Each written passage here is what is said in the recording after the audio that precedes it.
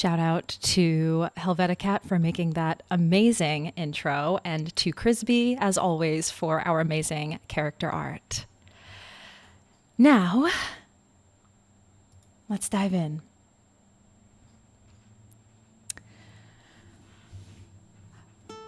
Before all of you were even born, the world was already dying. Not all at once, of course. Not in some great burning end, but slowly, quietly, in ways most people may never see. They don't hear the rivers that choke. They don't feel the forests thin. They don't notice when the wind stops carrying voices. But you do, because you were born to. You are Garou, children of Gaia. And Gaia is not a metaphor. She's not an idea. She is the living world, the spirit beneath every root and river and stone. And she is in pain. You feel it in places where the land, of course, has been carved open, in the hollowed mountains of the Appalachia, especially a region so old, this region older than this country. The balance is breaking. The worm is no longer a force held in check. It is spreading, festering, consuming. And still, most of the world goes on as if nothing is wrong. But here in the Appalachian foothills of Pennsylvania, it runs deeper. South of Pittsburgh, where there are old hills and old forests, maybe places where maps don't quite have everything accurately mapped, there are hollows where they sit between these large misty mountains, and some areas where the ground perhaps has been dug into over and over again. Enough for maybe things beneath it to stir. Uniontown is one of those places. Uniontown, Pennsylvania. Once it was quiet, kind of small town vibes, very small town vibes. Lots of small businesses, owners, people who know each other. It still has that charm, but it's not quite what it used to be. Some things have been strange, things going wrong. The air feels different, but it's a slow change. I mean, perhaps the four of you have felt this in some way since you've been here, whether you've been here for years or recently came to this area. It's a lingering wrongness in this land. But maybe that's just everywhere, you know? Ever since your first change. For Alma, it was under the crescent moon.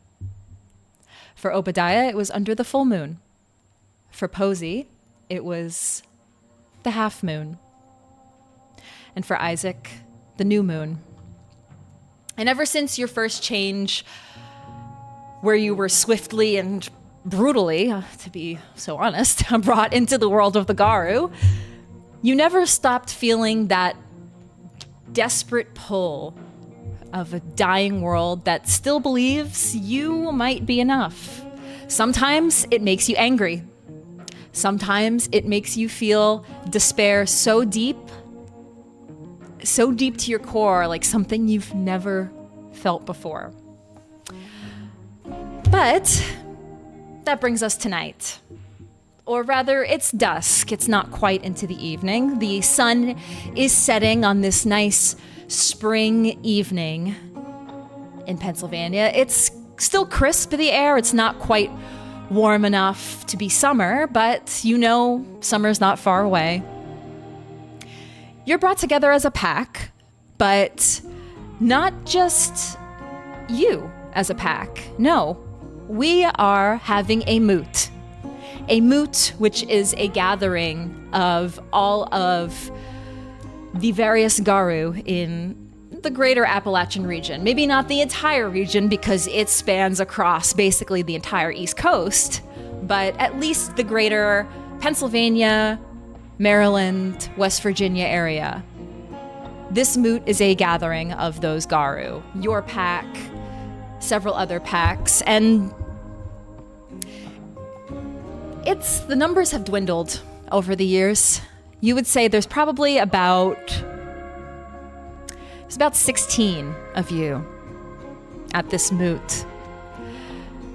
It's being held not far from Alma's residence, where she keeps her shop. She also has a large plains, large open area with woods not far away. And this Moot is a really nice gathering, actually. It's got family dynamic. Everybody is gathered together for a barbecue. You all are sitting with some grilled food. You can smell it in the air.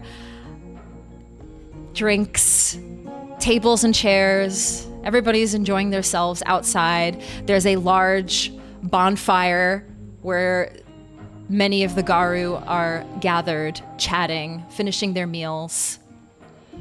A few, mostly in Homid form, everybody is chatting with each other, but a couple in Lupus form, more toward the woods. Posy, you stand near some of the Lupus wolves who are still more comfortable in that form than their Homid forms. Now, this smaller Moot is... You've gone through the usual rituals and traditions of the opening stories and songs. You have your opening howl and some of the cracking into the bone and all of these different discussions that are had for the evening. Now it's more of just the chill vibes, where everybody's relaxing as the sun sets, enjoying the smell of the bonfire. I would love for each of you to describe to me what your character looks like this evening and maybe what they're doing at this barbecue, at this Moot. Let's start with you, Alma. Presently, Alma is sitting near one of the fires, leaned back, feet up, playing guitar. And she is an older woman in her 50s. Long, very wavy hair. Seems to be Latin of some form in descent. Dark clothes. Very whimsy goth in nature. Leather jacket with the fringe. And she looks like she's been living longer than life allows. A little bit. And yeah, she's just leaning back, plucking at the strings, watching everybody else around her. What about you, Obadiah? Obadiah stands about 6'3". He's got no sleeves on. He's pretty heavily muscled. He's got kind of a perpetual set of oil stains on his fingertips, and he's got the slick back, kind of dirty blonde hair. His entire demeanor is rather relaxed. He is currently loading up a big old Ziploc to-go container with some of the extra barbecue. This man is not too terribly good at feeding himself. Usually snagging whatever fast food is on the road, and the man is just tucking away the last little bit of it into the trunk of his hot rod, and then he turns around and he takes a look one side and the other. He pulls out a tennis ball, and he's looking for one of the family dogs out here on the property, and he's gonna have a good old game of fetch.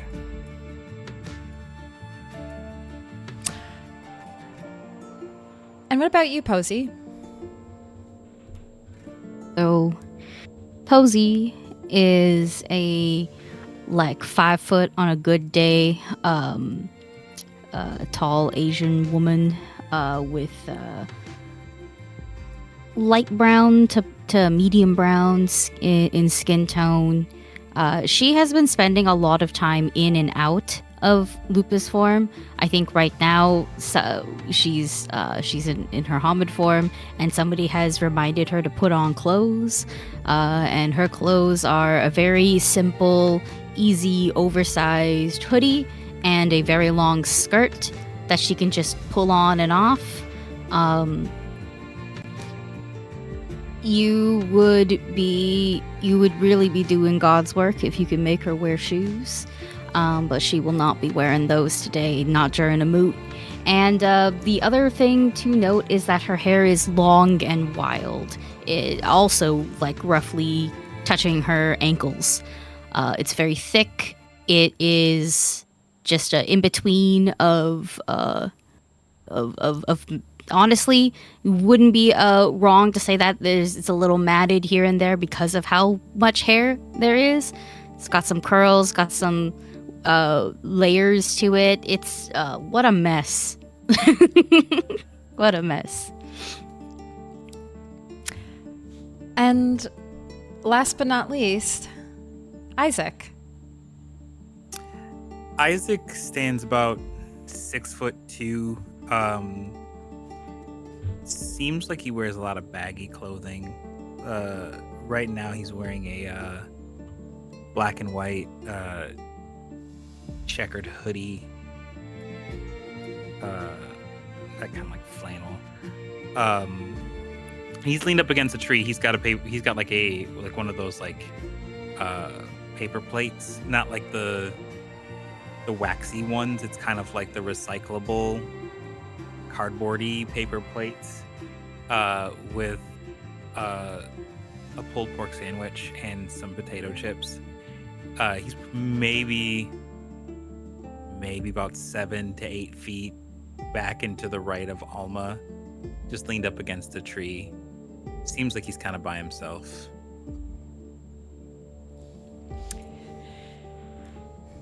The four of you have your individual time to yourself at this moot, perhaps mingling with each other, but also the various Garou who have traveled. Now, you've gone to moots all across the region. Sometimes they're hosted in the Maryland side of the Appalachian region, where there's another pack that you're familiar with, but they came this time. Sometimes you head down to West Virginia. You guys travel for these moots when they happen, but this time you're hosting. And there are a few faces that you might recognize. Is one, you see a young gentleman. He's got long brown hair, and he's pretty quiet. He's kind of like the quiet, nerdy type. His name is Ahroun, and he is a heart warden. You see that he actually does have a book that he was reading by the fire, and he's sitting next to another young Garou.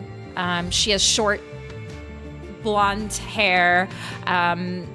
Looks like maybe college student age. She has a bit of an alternative look, long sweatshirt that's striped red and black with some ripped pants and some chains. The ones that I think would be the most of note to you, though, is you specifically, Obadiah, one of your fellow monkey wrench, Kurrigan. He lives in the city, in Pittsburgh. He travels throughout, and you and him have done some work together in the past. He approaches you, Obadiah, and listen, I have some things I would love to share with you, and maybe the rest of your pack. if you'd be so inclined. Yeah, all right. We can jaw on a bit. Yeah. Maybe over by the fire? Yeah, let's go pull up a stump. Oh, wait, is this going to be in an official capacity? Should I get Posy to draw a line and chalk and say some spooky shit? It might as well be official. Just some updates. Well, let's get on in. All right. He heads over to the fire. Has a seat. He actually sits next to another Garou who's part of his pack. And Alma, you're familiar with his pack mate. Her name is Monday. She is a tattoo artist. She has dark black curly hair, lots of tattoos. She wears like a black tank top, lots of tattoos, black lipstick. And you see Kurgan sit next to her, and the two of them begin talking. And she's a red talon. Kurgan is a silver fang.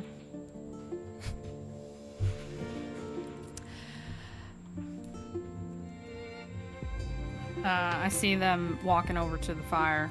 I'm a little bit away, so I see people moving. And I stop mid playthrough of House of the Rising Sun. Probably to the, not the dismay, but the joy of others. And I make my way over to the fire. What you got going on over here? You have a seat next to them, and, Kurgan speaks up. I had some things I wanted to share. Just some news, I guess. I know we went through the usual updates and rites and rituals, but something else I wanted to bring to your guys' attention. Well, if it's important, then I best sit down. Yeah, it might be best. She'll set her guitar off to the side.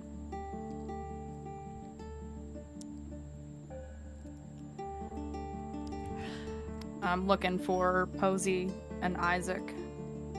Issac. And I'll wave them over. Yeah, Posy, you make eye contact. Yeah, if you look at me, a thing to note about Posy is that if you look at Posy with intention, Posy will always look back, direct eye contact, with a certain snapness, to which her head will move.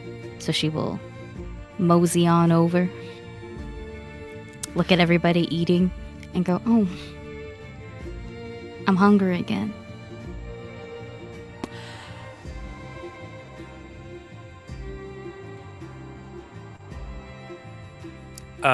As far as Isaac's concerned, you making that eye contact, there's a little bit of a delay in it, and he does a little bit of a head shake, and then he leans his head to the left and pulls out a small earbud, and then looks up, and then notices and goes, reaches into his pocket, pulls out a little case for it, plops it in there, magnetically catches and closes, and he just saunters over lazily. You join the fire, and Obi, were you also over there, or did you take your time getting to the fire as well? No, monkey wrenches need my attention. I hustle over there. You also have a seat. Posy, the younger girl, the college student, her name is Ellie. Would you like a s'more? She has a stick with a with a marshmallow on it, and she has extra sticks.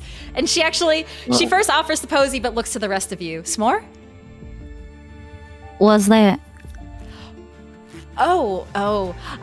It's really good tasting. You put this marshmallow in the fire, it gets on fire, and then you And then she goes to the bag next to her. You put them on these graham crackers with a little bit of chocolate. It's a nice, tasty treat. Posy, it's poison. You should eat It's it. poison. Yeah, it ain't good for you.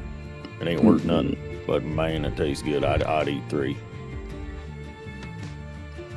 You sure like to poison yourself often. I will eat it. Like, I just kind of look at it, and it's like, I don't know what a small bite is. I just shove the whole thing in my mouth. No, you have to. Oh. Ooh, that's gonna be hot. Ha, ha, Water. ha. Yeah, careful not getting any of that in your hair. It ain't coming out. I don't want to cut it's it a lot of that. again. It's Posy's not spitting it out. Have you ever eaten something that tastes really good, but it's really hot? Just like that, and it's like you slowly start chewing, and you have to again, like, take a bunch of like big old breaths. But it's got like a marshmallow in it. So after Posy has acclimatized, she's just like licking her lips and like her teeth, over and over and over and over again for the marshmallow part. Like, okay. I kind of like it. Just over and over. Yeah, no resolved composure needed for the melting marshmallow in your mouth. You're able to enjoy it. Ellie goes and pulls out additional marshmallows and puts them on sticks and passes them around to anybody who wants to take one. Yeah, I'm taking one. Oh yeah. Everybody grabs. So Isaac does not. Oh, Nah, he's just kind of politely puts his hand up. okay. She What, does. you watching your physique? More for me. Bro, I'm good. I'm telling you, diabetes ain't thing gonna get us. The fuck? Bro, I'm not. All right, whatever. Just enjoy. Just saying. I'm just saying. Just fucking enjoy it, bro. It's fine. I'm gonna. What's diabetes? Oh, that's another conversation. As you all are enjoying a moment with your marshmallows, more of the other Garou who were lingering around start to gather. It's like kind of a natural thing where they see everybody gathering around the fire, the bonfire. So more and more are gathering, and that's where Kurgan eventually speaks up. During my travels here, I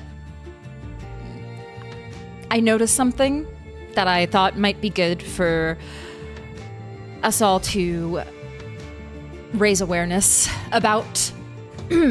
He like clears his throat uncomfortably, and he goes in his jacket. He's wearing like a cargo jacket, and in the pocket, he pulls out a large leaf. It looks like it's probably to like a very tall tree out. It's not super indigenous to like this area of Uniontown or the outer areas, but you've seen these types of trees way out in like the mountains and out there. So he pulls out this leaf, and it's unmistakable that there is something wrong. On the leaf, there are very dark black veins that just move all throughout this large leaf. And it doesn't look, it looks slightly decomposed. There's some decay to it, but it is still intact. And it's not so much of a crunchy leaf where if you pull it, it would immediately rip. It's still hefty. He just holds it and dangles it in his fingers near the fire. The light of the embers just kind of glimmer, and you see the full leaf. This doesn't look good now, does it? Sure don't. I try to smell it. Does it smell like anything in particular? Roll me. Roll me a composure. Actually, no. Roll me a resolve and no, just roll me a resolve and awareness. Did I do it too? Yeah. Can I use my specialty, sense of smell? Yes, you can use your specialty.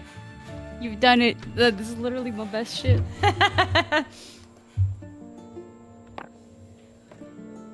That's 4 successes. That is 6 with a crit. 8 dice. As far as smell goes, nothing of that sense seems off.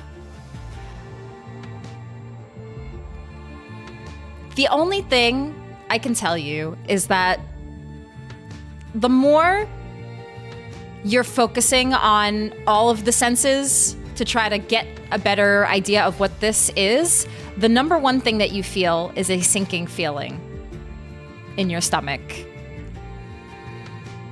That, more than anything, for both of you, Alma and Posy, it's... you get that anxiety that hits you for just a second when you're focusing more on this leaf.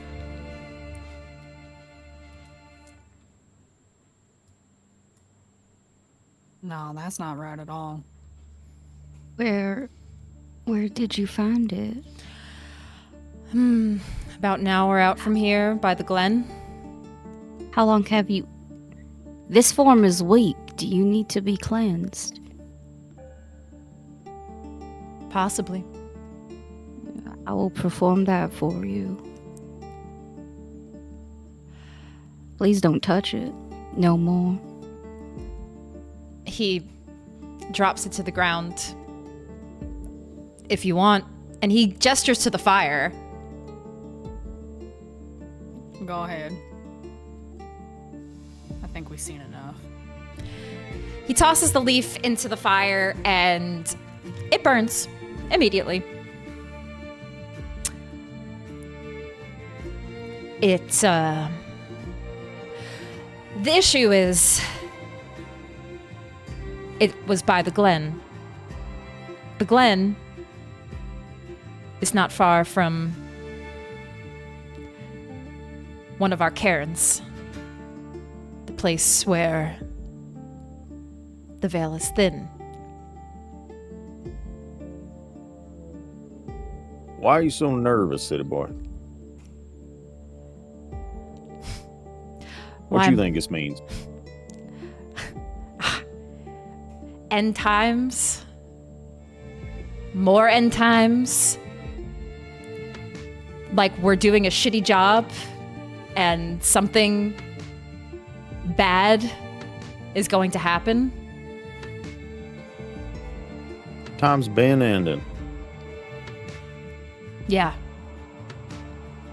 But anytime you see weird shit like this, just means maybe we're not doing our job well enough. I ain't trying to hear all that sad sack of shit stuff. What that means is that you get active. Yeah. Then maybe we get active. That's right.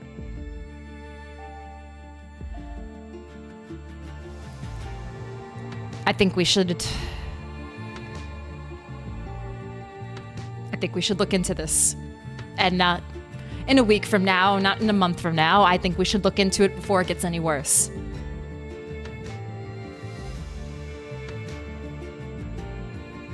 Looks around. You speak true. I agree. Thank you for bringing it to us. Mama, can I borrow some of your things? Your cleansing Of course, darling, you know where to look. materials? Yeah. I'm trying to think of the right words. And can you help me with cleansing this young man? Of course. She'll stand up.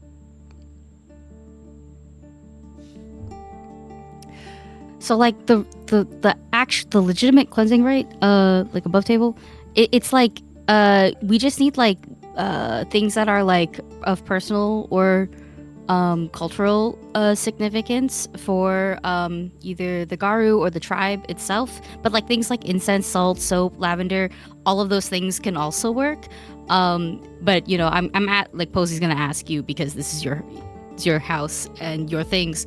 But Posy's important thing is straight up blood. So while once we get all those things, she's just going to fucking bite her hand until it pierces skin and bleeds, and kind of she's gonna put it on this man's face, sort of like cup it before we start applying other ointments and the ilk. Yep. I help you get all of those things, the incense, the selenite, the quartz, all of it. You gather all the items, and do you do this like right in front of everybody, or do you take them somewhere, like aside somewhere? What would be the social thing to do? Technically, I have mastery over this particular social rite, but in terms of what is acceptable, is different because Posy, unless told otherwise, would do it right here and kind of welcome anyone else who might in particular need this or feel the need to have a cleansing of sort. What Posy is trying to do is remove any traces of an ill-fated ban or the worm per se. She's just not, we're just not like taking any risks here, okay? Okay. So, I don't see this on your sheet. The rite of cleansing? Yeah, I put it in my notes because I cleansing realized rite. it's Yes, yeah, okay. yeah. It is a social rite. It's a part of the Moot collar. I just didn't want to put it in. I see. get 5 of them. I didn't want to put them in with the ones that required rolls. Okay. Roll me just a intelligence and occult.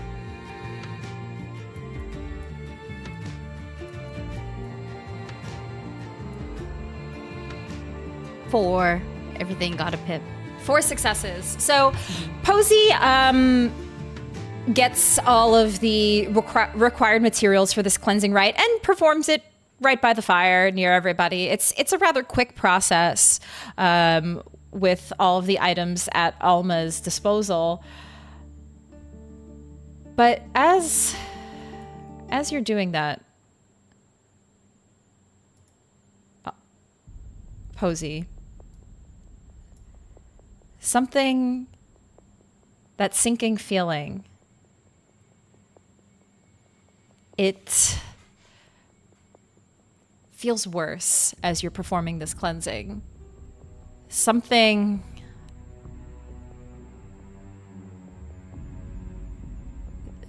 attached to Kurgan.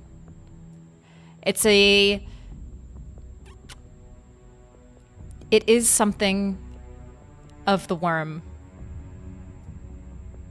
You're not sure exactly, but it feels like a familiar feeling to you specifically. It feels off. It doesn't feel right. But you do feel like you're able to cleanse him. Can I remove it, or does it have a hold on him? it doesn't feel like it's fully gone away. How far in did you go? How far in? When you found it? Not too far. I looked around the area. I saw a couple of other trees that had this, but I didn't stay that long.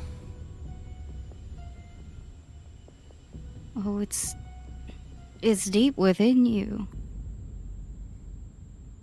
What does that mean? There can be Means many you're fucked, things. my boy. What the fuck? We can get it out. We can get it out. It would just require a bit more time. More time? Healing takes time. That's true for everything. Monday, the tattoo artist, speaks up. What are we gonna do?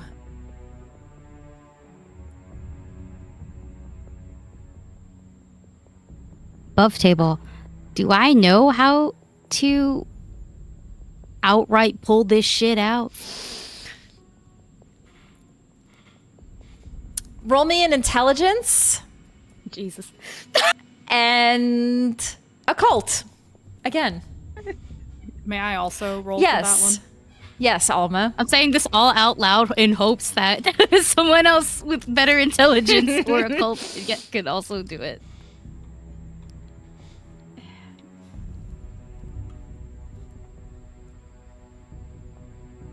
I think that's 3 successes only. Yeah, 3. 3 successes.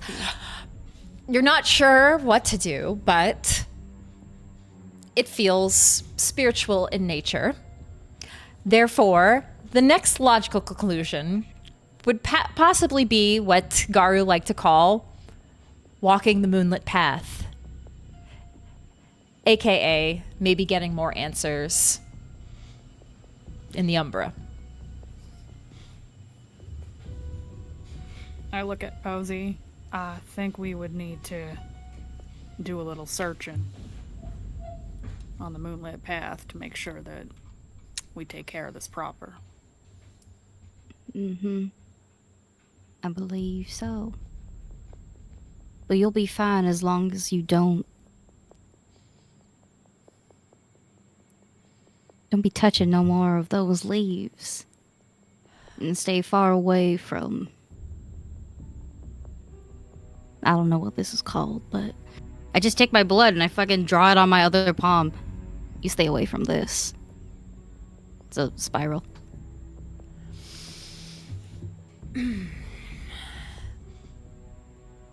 Yeah. Yeah, I will be staying away. Maybe I'll go You back. will be fine. Maybe I should go back to the city. Dare I say it? I hate going there, but I think you need us, your people. You shouldn't be alone. They like to separate us. yeah. Yeah, that's probably true.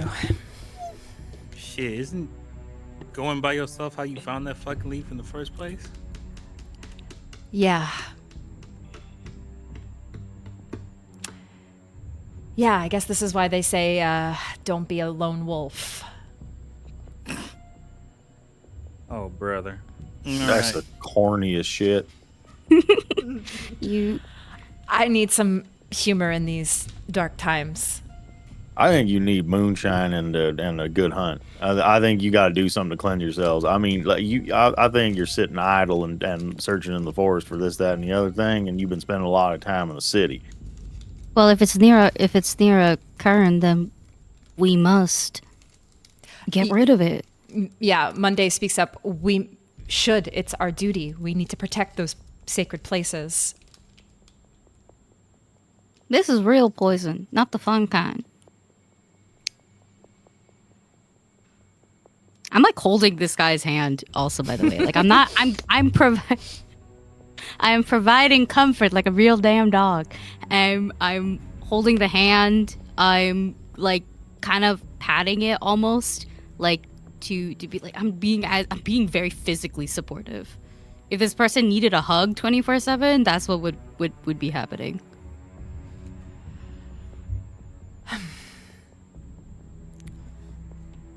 Well, yeah, I appreciate the help. Obi, I think you're right about going on a hunt. I got something for you that might be interesting. A little bit of info. You know, the last big raid, Pentex raid we did a couple of years back. Never forget it. Well, he actually goes in his jacket and pulls out a manila envelope. I've been doing some interesting research. So, Pentex, or at least one of their shell companies, used to have holdings in this interesting spot in the city. This airport, right? And I got some intel recently that it looks like somebody new is looking to buy this airport. And I don't fully trust it. And he slides the envelope to you. Now, this is a little something for us, maybe for a later time. I think we have to focus on more important matters at hand. Obi tucks it away in a breast pocket. But Says, Cooligan, you know I can't read. well, you'll have Alma read it to you later. Right. Issac, what's an airport? I know what air is. Mm-hmm. What's a port air? Can I Like explain it to you for later? air? Can I? Yeah, we'll talk about it later. It's Yeah, a lot of okay. explaining. Okay. It's gonna trigger a lot of. Why did you want to? Go ahead. No, go ahead. You got it. I was just gonna save her from asking, "What's an airplane? What kind of port isn't in the air?" You know, 20 questions like we do. Just she fucking asked me. That's all, man.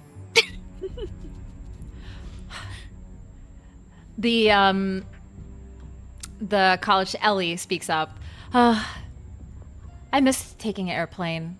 I'm a little scared now to do it because, you know, you never know. Something, if you just get a little angry and something goes wrong and then...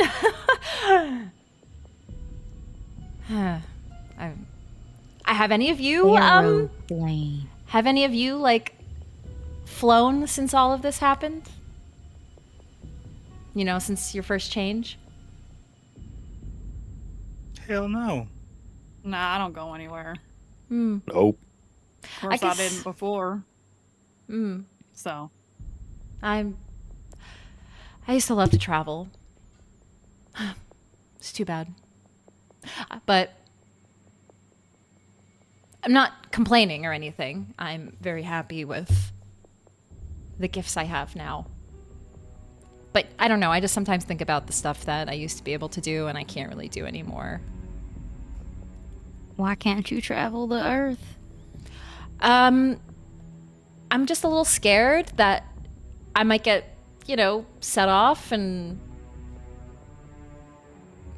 you know. I see. Perhaps you should find a traveling pack. There is no use in serving the Earth if you can't wander it. And fear is fear. Oh, I agree. I don't know. It's more for the safety of others than of myself. That's why I shouldn't do it alone. I hope you travel again soon. I give her also like a little, like, I reach out with my tiny fucking hand and just go and give the arm a squeeze. Like, I'm not like, it's like so full of comfort, but also, have you ever had like a child full of like fucking macaroni hands? Like, coming to touch you and they always grab you right on the sleeve and you're like, well, I was doing laundry this week anyways. That is the vibe.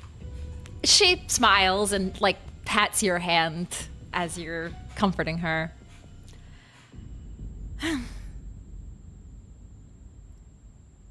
Well, I guess how have things been around here? She looks to the four of you. How's Uniontown? How's this region? Has everything been good? Quiet. I'm being totally honest. It's been pretty well. I mean, everything sucks. The government still sucks. Police won't fucking leave me alone.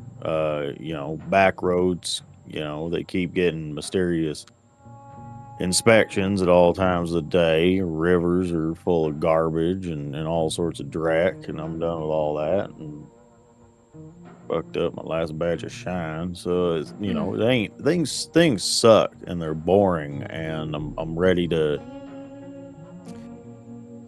My boy, how you gonna fuck up shine? Oh man, I lit it on fire. Is exactly what happened. You were the last motherfucker I would think of to fuck that shit up. That is like water to you. Yeah, it was a good batch. Come on. Well, it was a good batch. I was checking out flammability, and I got a little bit on my shoes. So you decided to fuck it up. Is what it sounds like. You're like, I got a good thing going. Let me fuck this shit up. You gotta experiment from time to time. Come on, you can't be throwing me at it like that. Experiment with some fucked up shine, not with your good shit. What are you doing? It was bona fide paint stripper. I wasn't worried about it. But it was anyway, I was blowing fire with it. I was pissing around. Back to my first fucking sentence. You know what? You know what I got to say to you, Isaac? Yeah, you fucking right. Probably shouldn't have been doing that shit.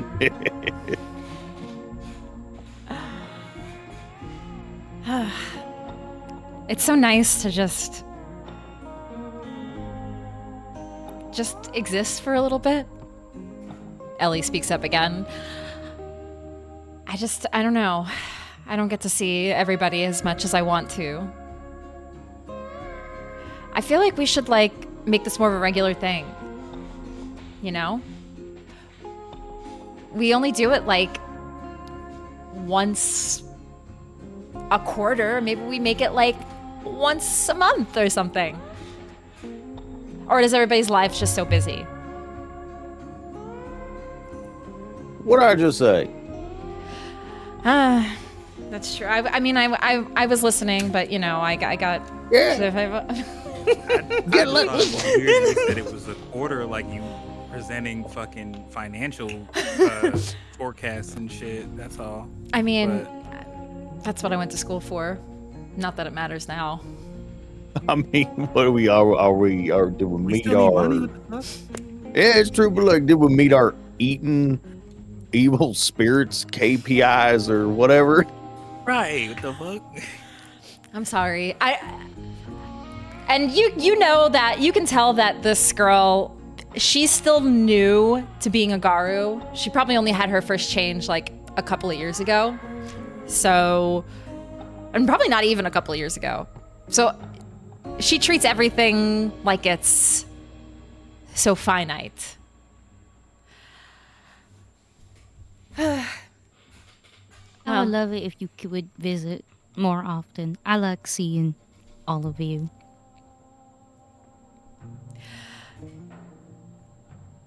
Kurgan speaks up again. Well, thanks as always for hosting, Alma. I guess we should formally close the evening.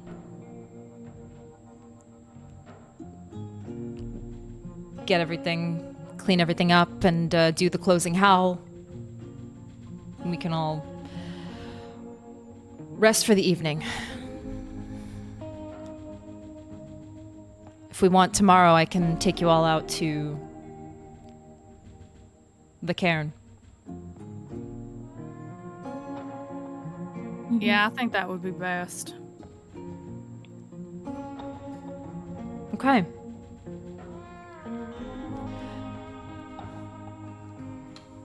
All right, let's end this thing then. And typically, unless anybody has any other topics they want to bring up to the group of Garou, you have like a closing ceremony of sorts, which is a closing howl to formally end the evening of festivities.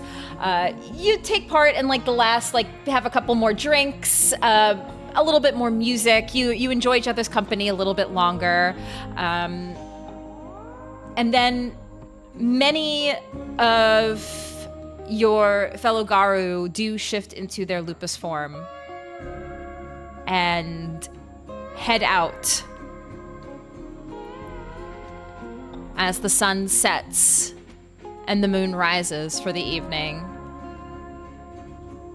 You hear the howls of your fellow Garou.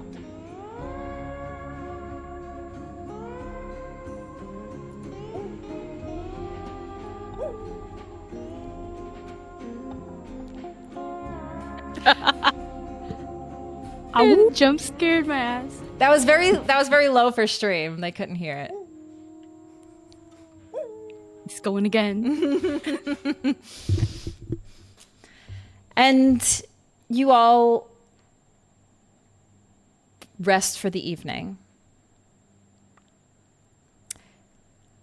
Is there anything anybody would like to do, or anything any of you want to discuss amongst each other as you close out your time together formally? Oh, yeah. Yeah, I got some. Obadiah hops in his hot rod, and he slips into the driver's seat, and he's just gonna go into his breast pocket, and he's gonna pull out a little bird. It's about like the size of his palm. It's kind of vaguely pigeon. If you were looking for the exact taxonomy of this bird, it would it just read up pigeon. You couldn't make heads or tails of it. But if you were a discerning fella, you could find out that it is actually an extinct form of pigeon. Here's his little fella. All right, Birdie. Buddy, you gotta tell me. Looks up at you. You gotta tell me, what's the bead on that Kurgan guy? Because I'm telling you right now, he smelt bad, he tasted bad. I think he's you got the slime in him. What you thinking? Your bird gently moves its beak upward and then downward. And it just gently moves down to your wrist and begins to just trace along the edges of the lines in your hand and shows very dark veins.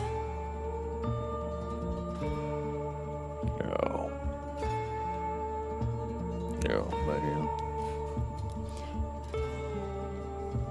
All right. And you heard him right. He's coming with us tomorrow, right? That's what he said. It shows that on your hand there's a bright light, and these veins just gently corrupt the bright light. Oh. You ain't never got good news for me. All right. Well, that sucks. Birdie. I think it's about time I get out of there.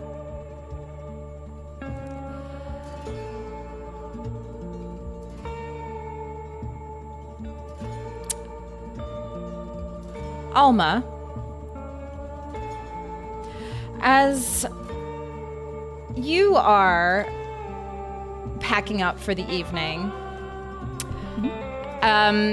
you actually get approached by Monday,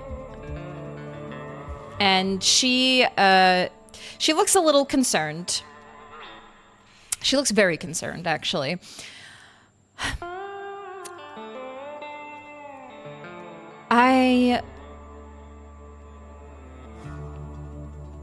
I want you to know that I care a lot about Kurgan. He and I are very close, and I am worried. I don't know what's happened. Whatever Posy saw, it scares me. But anything I can do to help. And she hands you this brooch. Okay. It's like a little trinket. And this may help you in some way, shape, or form. Maybe if not for this, but for something in the future. It's all I have to help. It's called... Yes, you take the brooch, and it is... It looks familiar to you, only in that you feel as a ghost council, this looks like something crafted by somebody of your clan. Okay. It's called the Death's Head Brooch.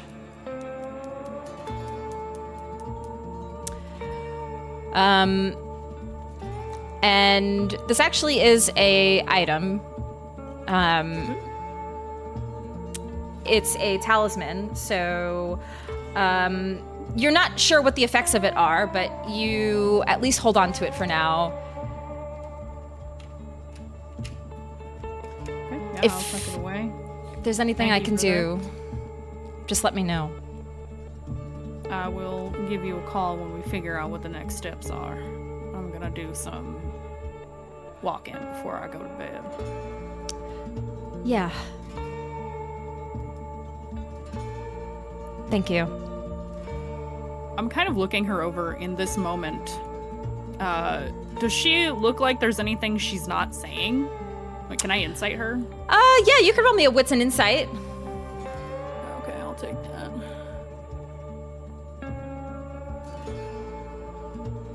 What's an insight? That's 3 successes. You can tell she's being genuine. She's concerned and doesn't really, and looks maybe a little helpless. She feels that whatever this corruption is, that whatever is one this leaf that may have jumped into him, and she thinks it could be real bad. Okay. That's what you can read from her. Well, if you see anything or think of anything, you let me know. And I'll do the same for you. I'll kind of, like, in my usual motherly way, I think a lot of the Garou in this region look to Alma a little bit. She's not the oldest, but she's one of the oldest. And she'll kind of like comfortingly like touch her shoulder for just a moment. It'll be all right. We'll figure it out. Thank you. Truly. She'll bid her good night.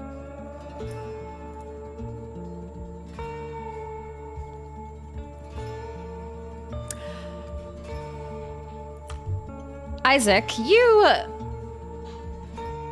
make your way out and you see Obadiah's truck, the familiar truck. You see him looking down like he's talking to something. And then whatever it is, he puts it away.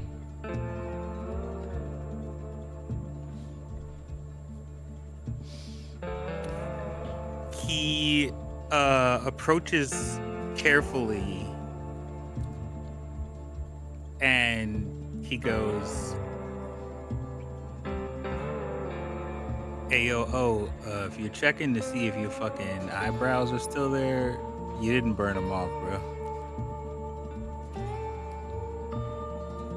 Yeah, no, I knew that. I knew that. That's something I knew. No, I was talking to Birdie. All right. Want to make sure you were good. Yeah, no, I'm good. Hey, you want to ride out together? Or you taking your bike? Yeah, fuck it. Yeah, I was go on, get him. I was gonna say like bike's not here. I took a bus, but yeah, what the fuck? Yeah, hop on in with me.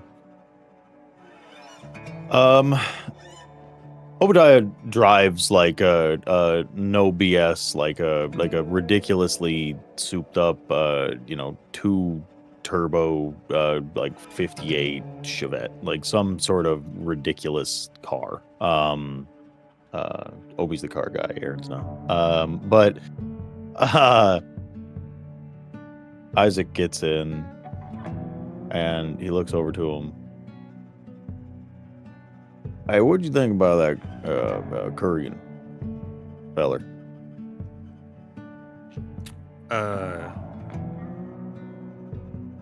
He's the one with the fucking leaf, right?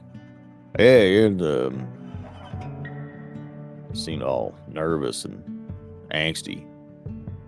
Like he didn't know what to do with his hands. I mean, motherfucker's got some sort of like leaf curse or some shit. So yeah, I mean, makes sense to me. You see, that's what I'm saying. Like he's got the leaf curse. He's coming in here. He's all nervous. He's gonna be showing us off where this Cairn is. I'm thinking that this might be a little bit more trouble than I thought. Yep. Listen, shit. Nail on head, my boy. Yeah. I mean, you ready to get loud? Hell no. What you mean, hell no? Trying to stay quiet as fuck, my boy. What you mean? Okay, that's crazy. That's crazy. We howl and we rage and we're big old furry meat machines. You ain't say things go Issac, things go sideways. If things go absolutely sideways, you got my back or what? I thought you meant now. I was like, we already did it twice. I'm not trying to do it 3 times a night. Yeah. I mean, shit goes sideways. We gon' Yeah, right. If shit goes sideways, which it most definitely fucking will. Yeah, almost certainly. I don't know why I had the accent there for a second, but rubs off on you. Anyway, listen, trying to get immunized. Anyway, yeah, if shit goes sideways, which it definitely fucking will, then yeah. But tonight I'm trying to keep my fucking head down, bro. I'm not trying to.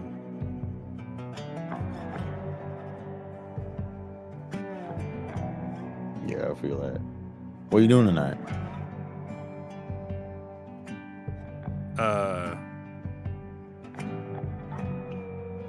I think this theater is showing Back to the Future or something. I was gonna fuck it. I don't know. Well, you want to go catch a movie or something? I'm bored. Listen, I was going to pitch a couple of things. You want to go get drunk? No. No? All right. Well, you want to go? Listen, you want to go watch a movie, man? The last thing you and me should be doing alone is getting drunk, because we will most likely be doing it in a public place. Some fuck shit's gonna go down. Yeah. We're gonna have to explain it to Alma and Posy. Yeah, I've been chewed out before. Listen, you might like your ass chewed. That's a fun thing for you on a Friday night to do. Not me. It is. I don't kink shame or judge, but it's not for me, Obi. Sorry. Yeah, all right. That's fine. Well, shit, you want to go catch that movie then? I love Back to the Future. Sure. Let's do it. Sick. All right. The second some fuck shit pops off, I'm out. Yeah, I can't blame you on that. All right, let's do this. And Obadiah's going to drive recklessly.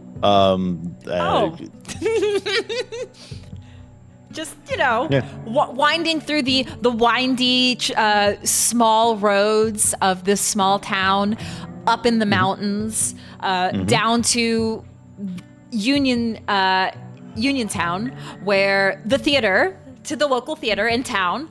And, Issac, you've obviously driven with Obadiah before. You're used to his driving, but it's still kind of unnerving. It doesn't quite spark rage in you, but it does get you a little uneasy at his reckless driving. It puts Issac back into I won't say like a muscle memory per se, but it definitely puts him back into a space that he misses, believe it or not. And he kind of subtly uses he kind of subtly braces himself in a way that he would know from his previous expertise. It's very subtle. I don't think Obi would notice because he's too busy driving, but he kind of like shifts in the seat and leans away from the door, and his feet and his ankles are kind of like in line in opposite sides of like the well of the seat of the of that passenger side, and he kind of just like uses the seat to kind of just like cradle his body a bit, sits back into it, keeps his hands and his elbows in, so that way he can feel braced should an unexpected turn come, or heaven or Gaia forbid the fucking car flips. And we see the scene of Obadiah winding through these mountains, Issac bracing and feeling a bit alive from this experience. There's one, you know what, Obadiah? Just very quickly, roll me a dexterity drive.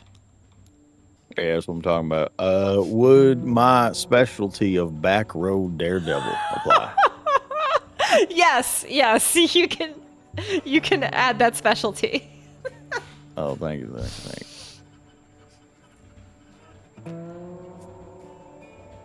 Well, you always apply it.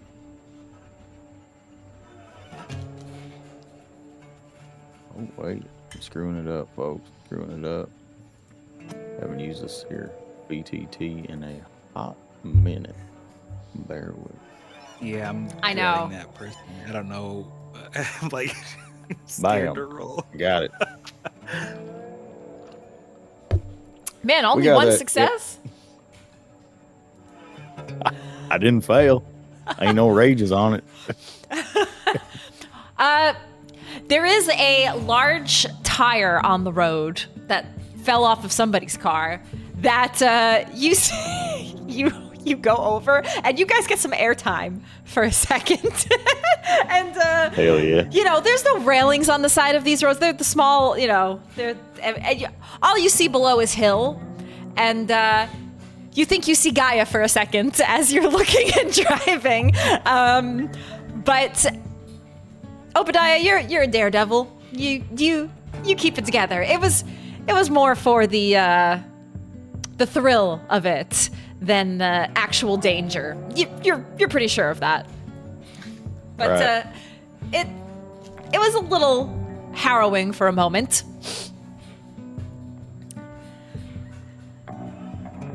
You guys eventually make it into town, and you do find the theater. Back to the Future. You're a couple of minutes late because you're a bit, you know, you weren't exactly going at the speed you would to be on time, but that's okay. You just missed some of the opening previews. The two of you sit in the back of the theater and enjoy the film for the evening. Posy, for you this evening, you're also winding down after the Moot, and you peer toward the forest, and you thought you saw something. Was that a wolf? You do a double take. Was that one of the wolves that were here at the Moot? The one of the lupus? You're not sure. But then you look again and they're gone.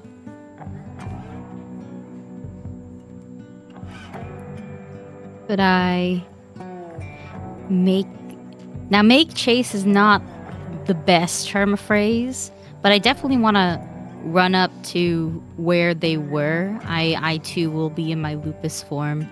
I just which the change to lupus is so smooth.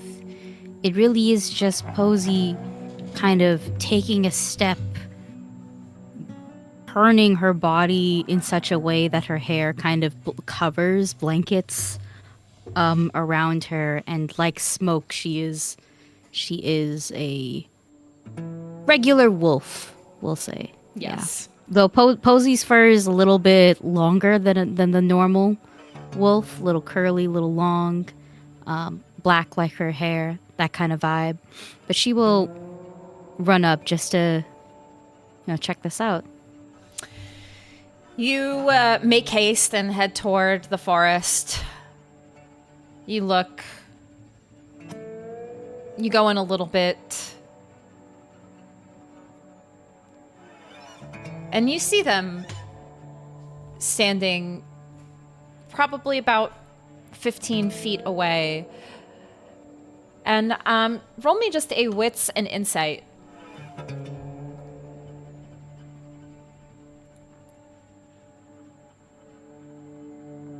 I do have insight.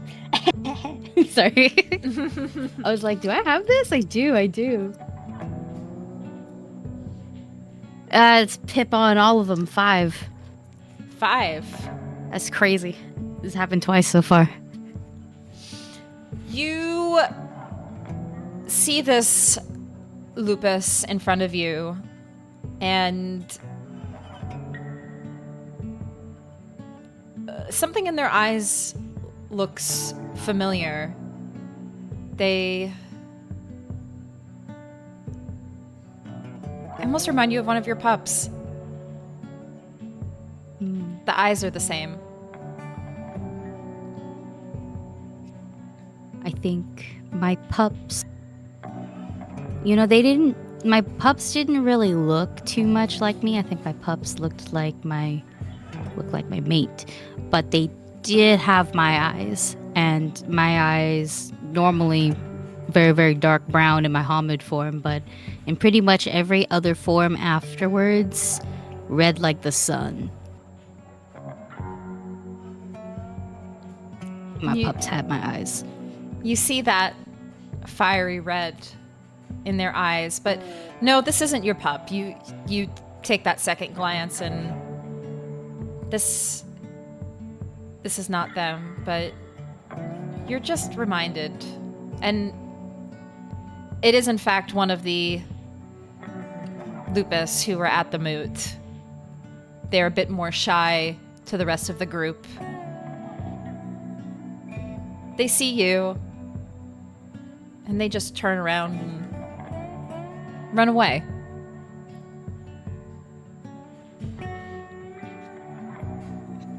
I know these forests.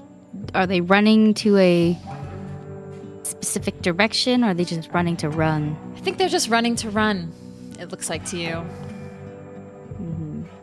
Well, I might follow. I think I will follow, actually, for a little bit. See what's up. Maybe run to run for a little bit. Hopefully they don't get lost. If they get lost, I'll get us back to the right path. That's maybe what I'm a little bit more worried about, if anything. But, sometimes running to run is just, it feels the best. Yeah. And that's exactly what you do as you're following this pup. They seem to just be getting it out of their system, running through the forest, chasing some bugs, running through trees, and you follow. And just to keep an eye, it seems like there's no real goal in mind here, but it's nice to just follow for a little bit and be reminded of something prior to you or to this time, a past self, and it feels good. When things made sense.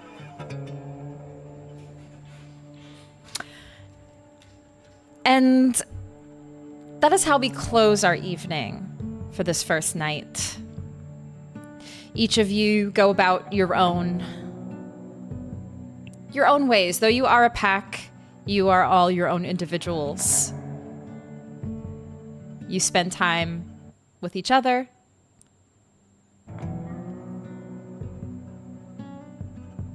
And then with yourselves.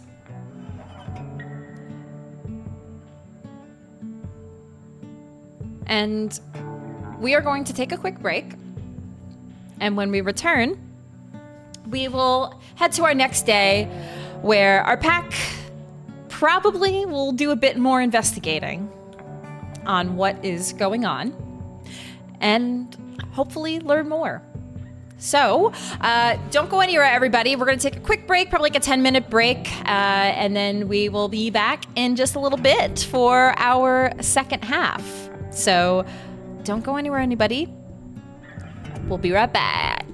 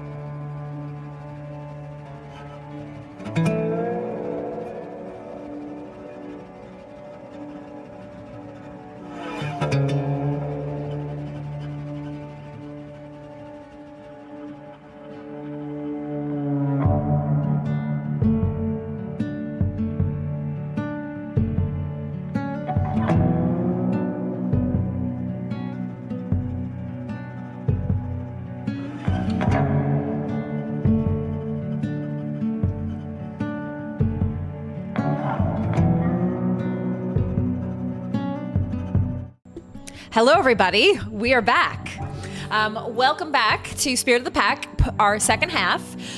So I'll quickly go through just our usual housekeeping stuff because I usually cut out the beginning for YouTube. So hello, everybody on YouTube. Good to see you all. And we will be here for the next couple of weeks. So this is a short 3-episode mini-series of Werewolf the Apocalypse. So catch us for the next 2 Fridays going through this short story, and then who knows where things will go from there. This is in a continued shared world of darkness. So these stories may continue, very likely to continue. But that's what we have going on for the next couple of weeks. And as always, check us out on Tuesdays for The Breath Between Branches, which is our Wild Sea story. And then Thursdays, we have our Cosmere RPG, Heirs of Honor. So that's all the stuff we have going on at Magi RPG. Join us on Discord, discord.gg/MagiRPG, where we are always hanging out, talking about our shows, but also just talking about all sorts of other things. So if you just want some folks to hang out with when we're not here online, we're always chatting and yapping in the Discord, so feel free to join us there. And as always, catch up with everything on our YouTube channel. I usually upload all of the stuff immediately. At least I do. I upload all of my stuff immediately. I'm not calling anybody out. Down. I'm usually pretty prompt with uploading my episodes to YouTube. Tracy. Yeah.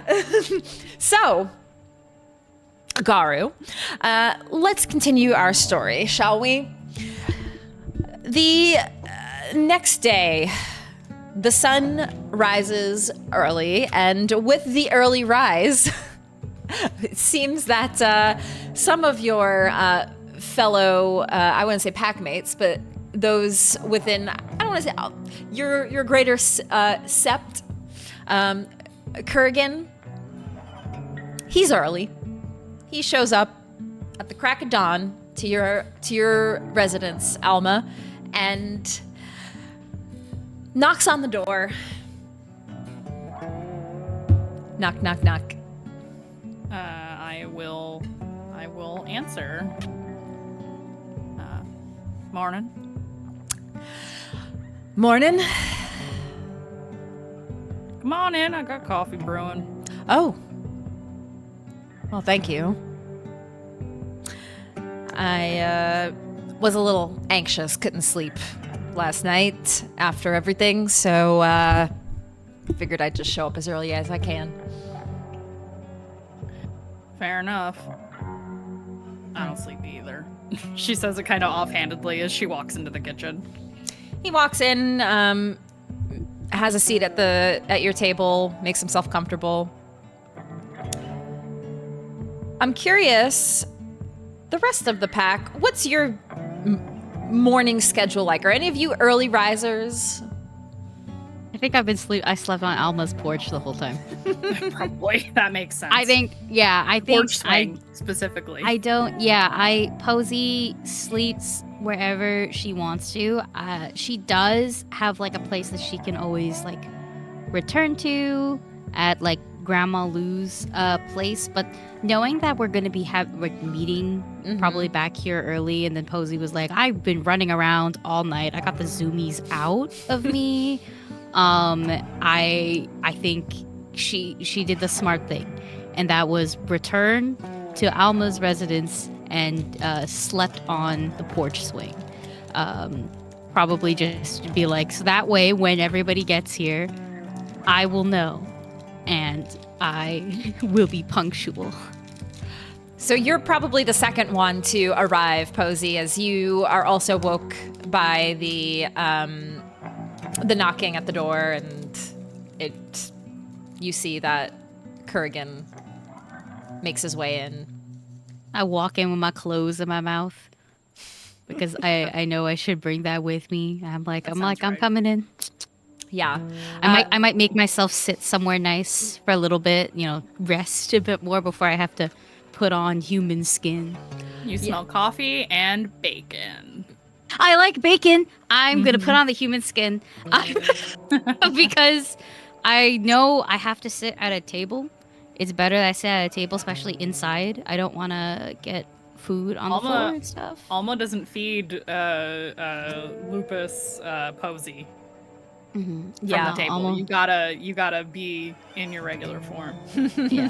So as soon as I smell bacon, I don't mind this human skin nonsense. Turning back into Hamid is a little gross, though. Any humanoid form for Posy, I would say that's where the body horror kind of comes in, as she just, as two hands kind of pop out of the mouth and rip the rest of it off. So she just climbs out of it, and whatever is left there, she'll like pick it up and throw it outside and turn the land black, as it just dissolves back, goes back into the earth. We're recycling, and put on the skirt, go hello, and then remember tits out, and then I have to put that's indecent for some people. I don't get it. I like hoodies though. You're used to this by now, Alma. Oh yeah. I think Kurgan he's seen plenty of, shifts before, but he kind of just turns his head away, trying not to look, and let you do your thing, out of his own quote unquote politeness. And fun fact, everybody, in Werewolf, when you shift to your different forms, yes, you do lose your clothes. This is in World of Darkness. Apparently, you do. However, there is a right. It's actually kind of funny that there is a right that you can learn to whenever you do, that you as a pack can learn, so that whenever you shift, you don't, you can keep your clothes, which is kind of funny. I usually homebrew, give my players that, so we don't have to worry about my clothes. It's such a funny, funny right. Yes, it is very silly. But that's how it is in the World of Darkness. So, really helpful for the city wolves. Yeah. My headcanon is that Issac has Peter Parker style backpacks that are just kind of hidden around. Yeah. Should ever they be needed. You know where to go when you need your clothes. Same. I go to Grandma Lou. I go to Alma's.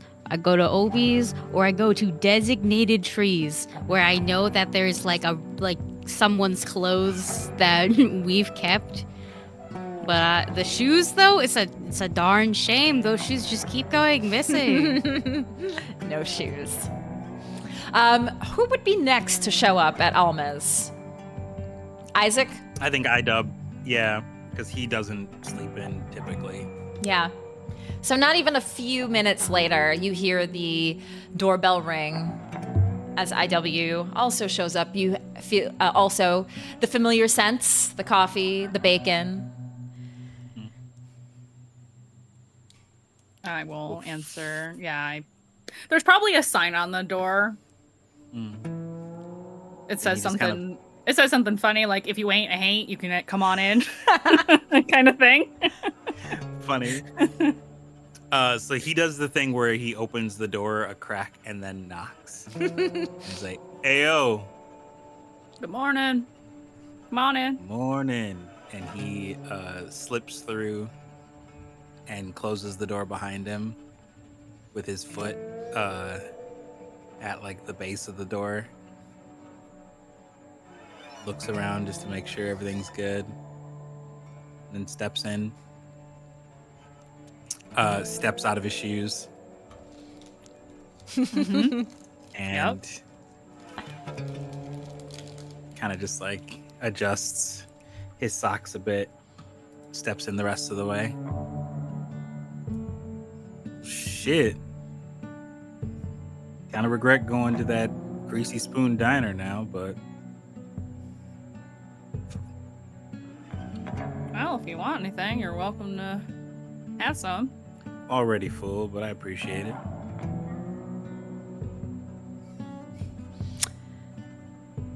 She's Posy. looking. Did Obi drive you this morning? She's looking. Nah, bike's outside.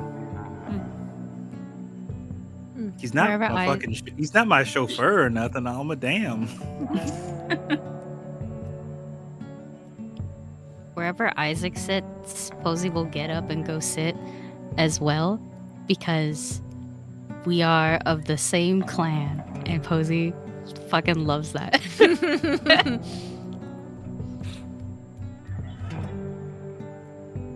Posy's in a good mood. She got bacon today.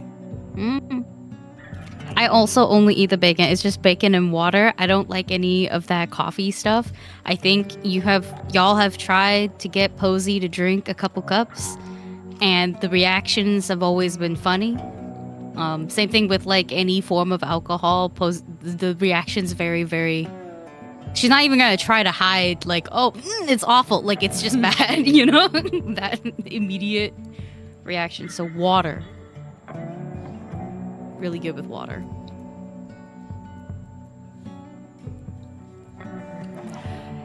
It's probably a decent amount of time before Obi shows up, I assume.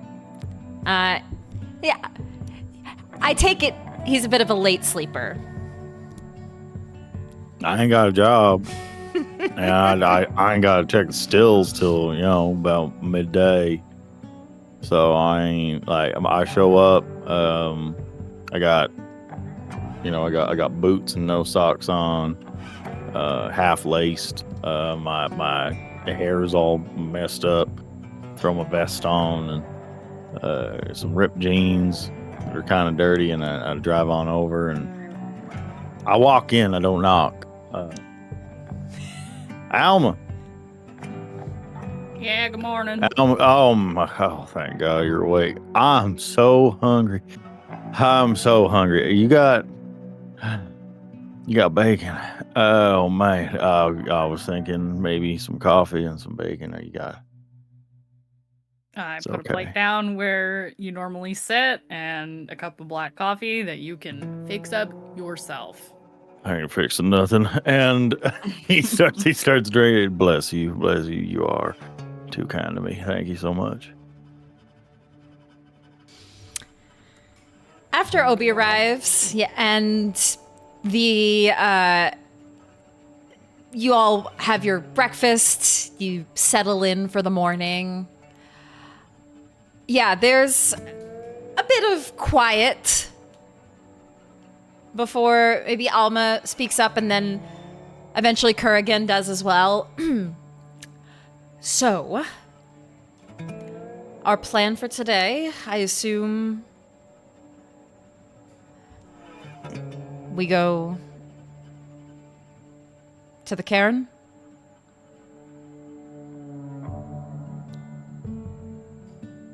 I'd say that's the best place to start.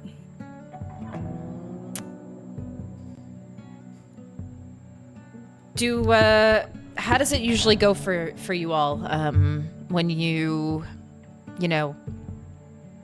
step sideways, go into the Umbra, all that stuff? Who usually leads it?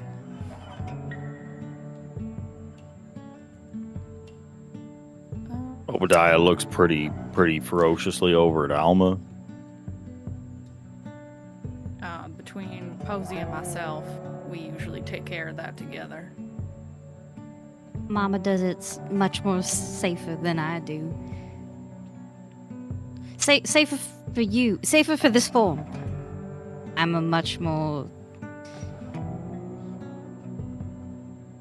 Take a dive. Go for a swim. Jump off a cliff. Things like that. She just nods like it makes sense. What's her name? Kurgan? Kurgan? Yes, Kurgan. Kurgan. Can I borrow one of your things? You want my That- watch? My... Is it important to you? I'll give it back.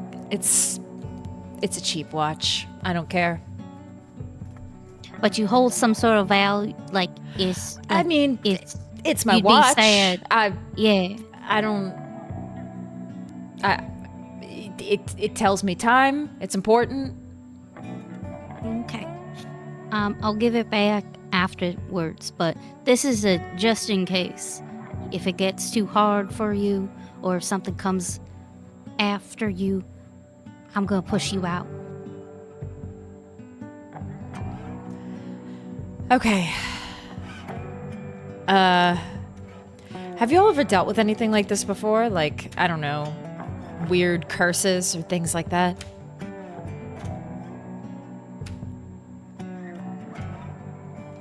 That's a great question, Storyteller. You Not this kind, I feel. not of the kind of things dealing with Garou and others, but maybe some other supernatural things you have encountered. You have felt the presence of ghosts and things like that, but nothing like this. Would you say that I have, based on that special thing? Yes, you are at least, if you haven't experienced it firsthand, you know of it through the knowledge that you've gained. A little bit.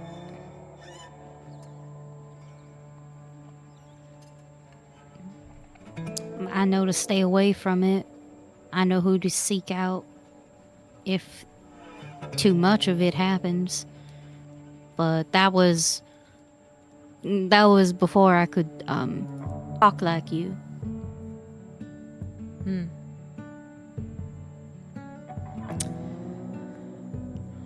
I haven't really dealt with anything like this either. My specialty usually lies in other things.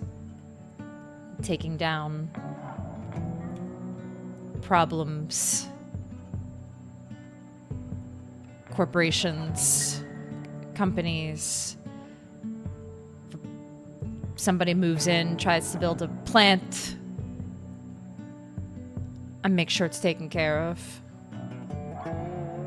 This, more of this. I know we're all kind of more spiritual, but I'm not the most spiritual.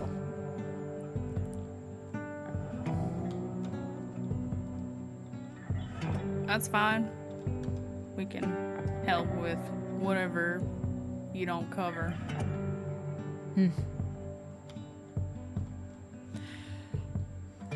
Well, all right. I think we should just get it over with. I feel anxious. Maybe I shouldn't have drank the coffee. Thank you. I think it's time to rip the Band-Aid off. Yeah. Let's, it's only about an hour drive. It's, near the Jumanville Glen. Yeah, I've been out there. All right. All right. Can we all fit in your truck out there, Obi? Some of us can Oh, sit. yeah, for sure. Yeah, we can do that. Yeah, everybody hop in. And iDub goes and hops in the bed of the truck, even though it is illegal. He is not making either of these women do that.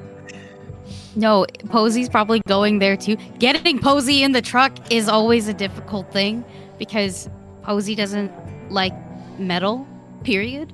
So it's like just she knows that the truck and the cars are okay. She knows that they're okay. It's still like a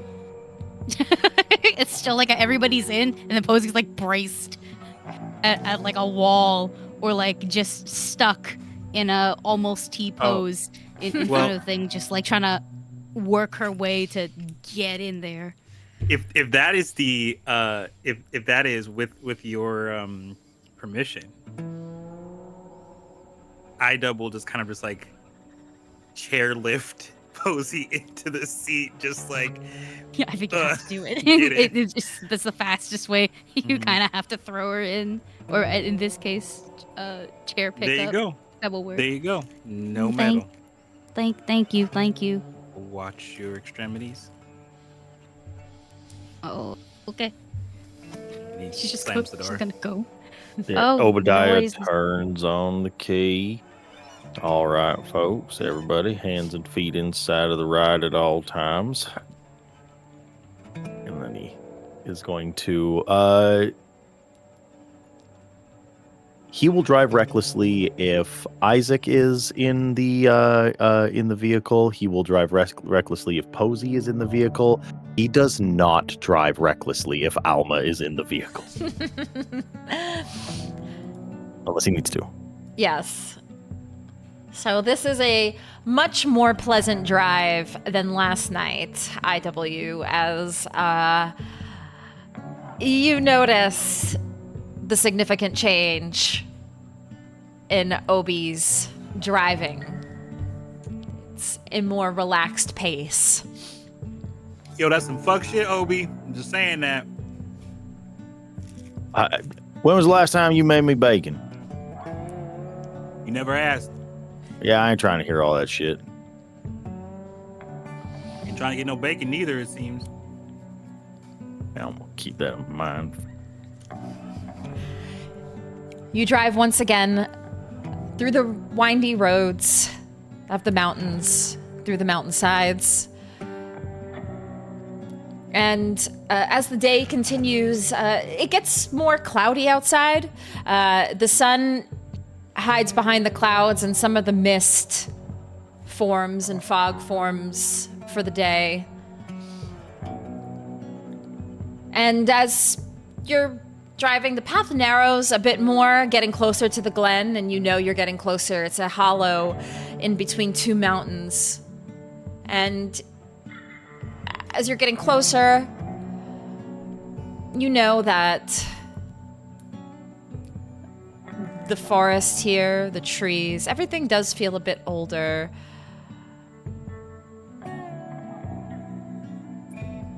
As you get closer, you all feel it. The pressure, the air, it's different. You know that you're getting closer to a location that gauntlet between your world and the spirit wilds is clearly there. So as you approach and pull over, you see the cairn sitting at the heart of this glen, a natural clearing ringed by these standing stones, moss. It's peaceful. And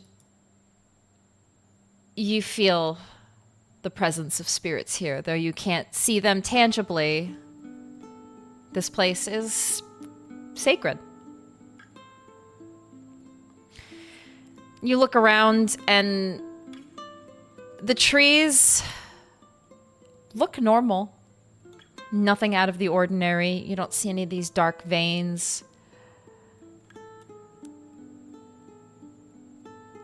But I would like you all to just roll me a wits and awareness.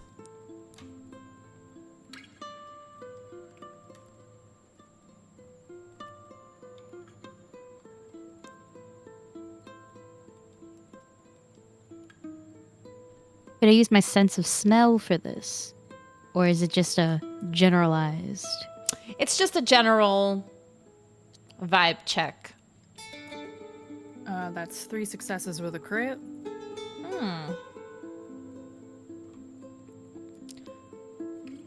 Let's I got match Mama. Also 3 successes with a crit. 3, 2 successes and a brutal, excuse me. Oh. Let's see. 3 successes.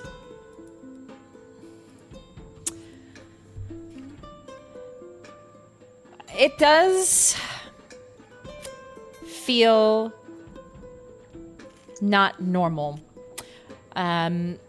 Posy and Alma.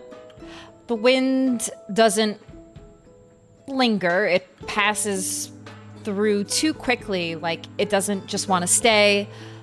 The trees do creak softly, not their usual rhythmically, but almost like hesitating.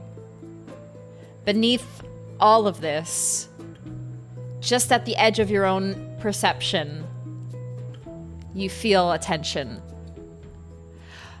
This is usually a flag for you that maybe there is something restless on the other side. You can't see it physically here. Something feels wrong.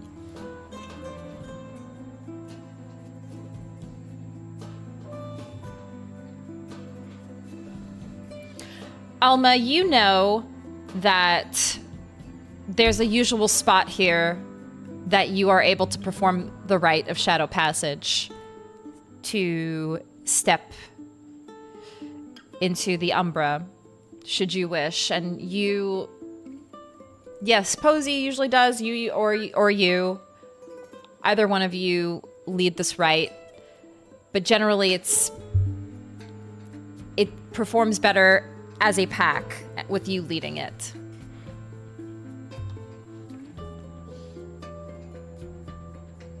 Oh, you're muted if you're... Sorry, I had to take this stupid jacket off. I thought you were like, all right, let's get down to business. Like, Me, Alma takes her jacket off. She does take her jacket off and put it in the truck as they get out. Trying to get our hands dirty, so to speak. And yeah, I will use Shadow Passage. Okay. Which for me is Wisdom and Occult. I believe, yes. Yes. I'm gonna hope that I can do this. This is not with Rage. Okay. Yeah, there's no... Is there any, like, rage check or anything for that? It doesn't... Actually, let me double check what it says here. Let's see... It says Renown plus Occult. It might not. You might just roll for it. I don't think it does. Unless I copied it in Nope. to roll 20 wrong. No, you should be good, actually. Yeah, so it's just, yeah, Wisdom and Occult. So, this will be a... This will be a difficulty only of 2, as this is an active Cairn. Okay.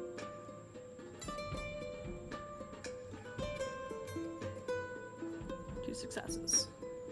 I think I rolled that correctly. Now, you begin the rite.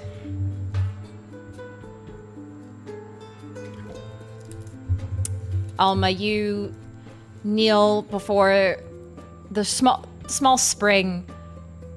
Dip your hands into the water. Draw them across your chest, your brow, your shoulders. You begin this rite.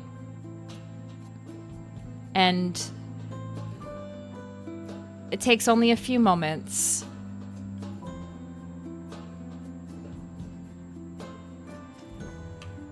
But the gauntlet is open. And you all can step forward toward Alma with nothing but the clothes on your back. Can you enter into the spirit wilds? I have Umbral Shift, which allows me to change to Glabro or Hispo form for free. So I'm just going to go to Hispo straight up. Which, again, the shift is like so fluid. It's like blowing out a candle and the smoke that comes out afterwards, except I am Hispo is that dire wolf form, so I am like twice the size of my lupus form. My fur is thick and curly, and it almost like leaves a trail of smoke behind it. and every step I take in this form leaves the land black. As you shift into that hispo form, I think you do, unless this ability that you have, I think you do have to make a rage check. It says for free, as long as we're in the Umbra. Ah, okay. So when you're in the Umbra, you're gonna shift. Yeah. Okay. Yeah. It's like I enter, and when I leave, I can change into either Hamid or Lupus. So Got it's it. sort of like how I am perceived in this in the Umbra is different than usual. Do each of you, the rest of you, I should say, step through? Yeah, I hate this part. It always feels like my eyes are gonna fall out of my head and my toenails are gonna pop off. Walk on through. You step through. And Yeah, at first... I assume as well you do, Alma? I wait for everybody else to get through first, yes. I was going to say, actually, Kurgan will go second to last, and then Alma, you join him last. You all... You've done this before, though some of you maybe more than others. You've been to the Spirit Wilds, the Umbra. It has many names. You've been there before. IW, maybe that's not something you do too often, so it is definitely the most jarring to you as you step sideways and pass through the gauntlet, which is the barrier between worlds. At first, nothing happens. You focus, you reach, you push against an unseen boundary between flesh and spirit. And then there's a bit of resistance. The gauntlet here is not thin, it presses back. You do have to fight a little bit. You struggle to push through. But you are all Garou. You were born to do this in one way or another, so you do. The world shifts, your stomach drops, and color drains as you are brought fully into the Umbra. And the five of you stand in a different realm, a realm of spirits. Posy, you immediately shift into your hispo direwolf form. The trees are taller now, their shapes exaggerated. The Spirit Wilds is a reflection of the material realm for all intents and purposes. But not everything translates over. It kind of is giving that upside down feeling. But more than anything, you notice the spirits that linger here. They are everywhere. Spirits of different shapes, sizes, forms. Some in the forms of animals, some in the forms of wisps. Everything around you feels alive. As you take it in, maybe just for even a second,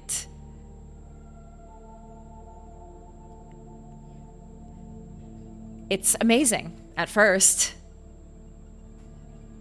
This realm, the Umbra, it's nothing like the world you know. There's so much you can learn, so much you can take in, so much you can experience. But before you even get a chance to process what's happening, suddenly you're hit by a storm. A howl storm. And I need everybody to make me a composure and resolve. The difficulty is 2.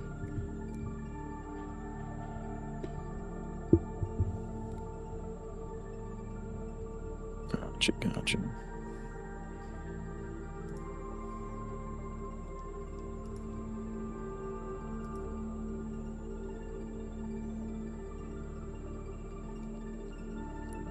Four successes. Okay. No brutals or crits. And yes, for anybody rolling, if you are not happy with your rolls, you can spend willpower to re-roll up to 3 dice that aren't rage dice. Says 2 with a crit. Okay. Yeah, I'm gonna have to do that re-roll. How do I do that through the character sheet? It's a good question. Here, hold on. There's a button that says willpower reroll. Oh, there it is. It's underneath the mental section and attributes, yeah. Yeah, terrific. Dice. Oh, up to 3. Wow. All right, that's pretty good. So, all right. So 1 extra. So I got 2. 2. And what did you get, IW? 2. 2. So everybody at least got 2. Including Kurrigan. Because if you didn't, you would take aggravated damage to your willpower. As a howl storm writhes through the Umbra and moves past all of you. You hold your ground. This is not normal. The last time you were here, Alma, there was no storms like this. This is something unnatural that's taking form, something aggravated that's making its way through the Umbra.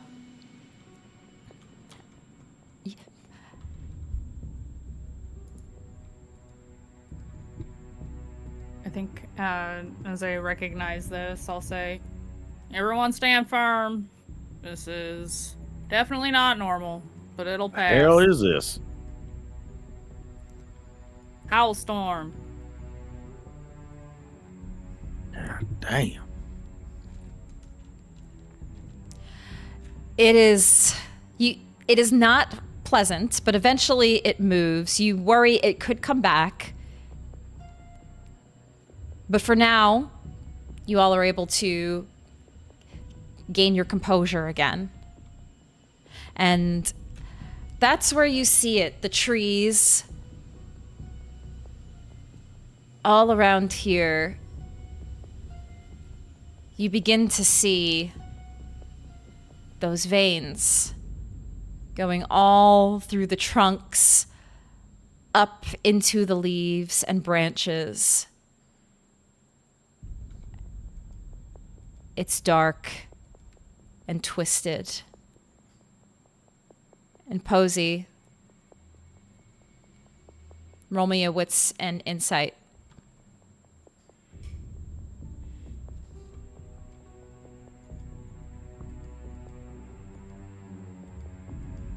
Ooh, oh shit. That's a lot of, that's 1 second.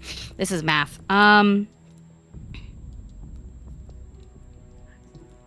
8, because I crit. I did crit with my, no, that's my regular die, my bad. It's just pink. I'm looking at the wrong thing. Yeah, but that's 8, because I crit. With 8 successes. I'm rolling the shit that I'm good at. With your keen senses in the Umbra, you notice these veins. And the first thing that stands out to you is part of your umbral traveler history. You notice one of the veins at the very edge of it turns and twists into a very small black spiral.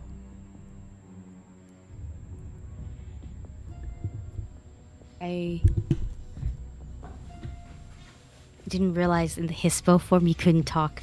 So I bark.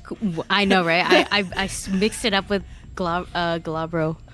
Wolf's rain bark at me, and I understand. Yeah, I was gonna say. Well, technically, it says over here that Garou can understand such nuances.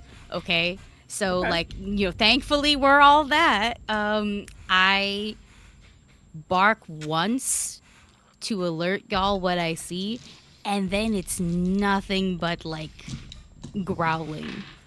My stance is it's aggressive, but it is not. I'm not going to attack, and I'm certainly not letting any of y'all touch it. But I did show you what that symbol was last night. So at the very least, you know what I'm looking at, and you can probably put 2 for 2 that way. But I'm not letting you guys touch that. I'm not letting any of y'all 4 touch it. If you do, I will grab you. Your attention automatically goes to what Posy is barking at, and you all see it now too. A small black spiral.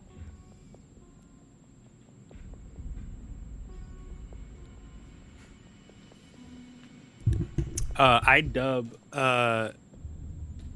very, very clearly remembers the, hey, stay away from this, and instinctively takes a step and a half back.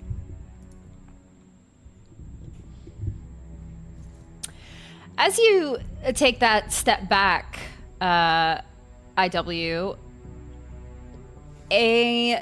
something catches your attention to your side peripheral. A quick movement, and a small spirit emerges. It resembles a fox. Its body flickers slightly, and it watches you.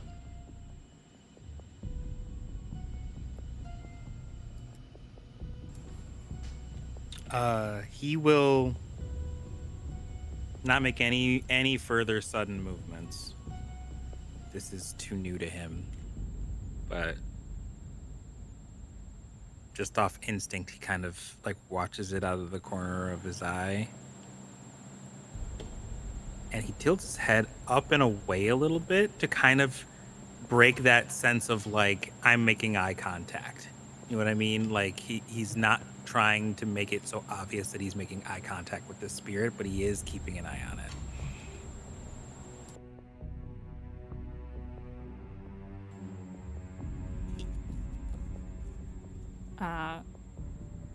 Now that we're seeing this like this, I know what this is, right? Yes. You are familiar with the symbolic nature of what a black spiral is, Alma. You probably all are familiar in various degrees. Posy the most. But Alma and Obi, you are both at least familiar. There are certain clans of Garou that have strayed from Gaia. And one in particular, they call themselves Black Spiral Dancers. They are agents of the worm. They believe Gaia is already dead, and there's nothing more than chaos as they search for answers to things that are beyond any of your comprehension. You know it's no good. I think Obi's about to make a rage check. Yeah, I was gonna say the same. I would say, I actually, think fairly, yeah. This even warrants a moment of rage to give all of yourselves you can all give yourselves a dot of rage, as you expected to come to the Umbra. The previous travels that you've made here are a bit more quote-unquote pleasant. It's not always the best to come to the Umbra. There are still hostile forces that are not always friendly. But being greeted with a storm and seeing this corruption that's seeped its way into such a sacred place, it stirs that rage in you, and you all may take a point of rage.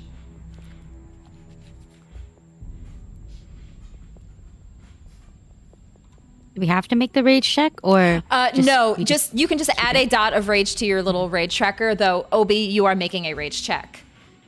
I'm making one for the very explicit purpose of Obi, upon seeing something that is so very inherently of the capital E enemy, he is going to instinctively attempt to slide into Glabro and to grow larger facial features. Hair starts covering the more outline areas of his face. His arms grow thicker and hairier, and large claws form at the end of his hands, covering him in this like kind of blondish, brownish fur, and fangs extend from the top and bottom of his mouth, and kind of just is incessantly staring at that spiral.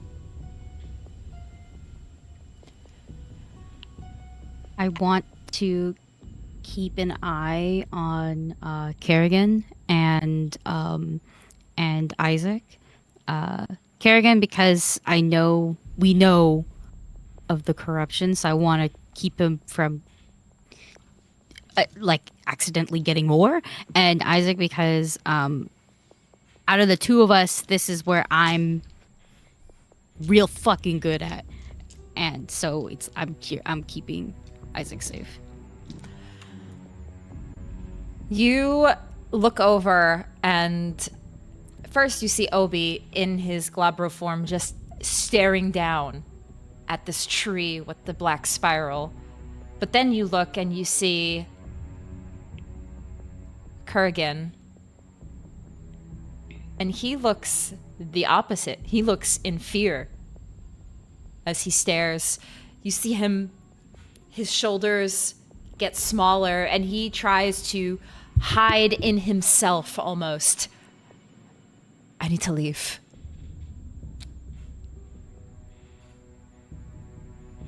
We need to go.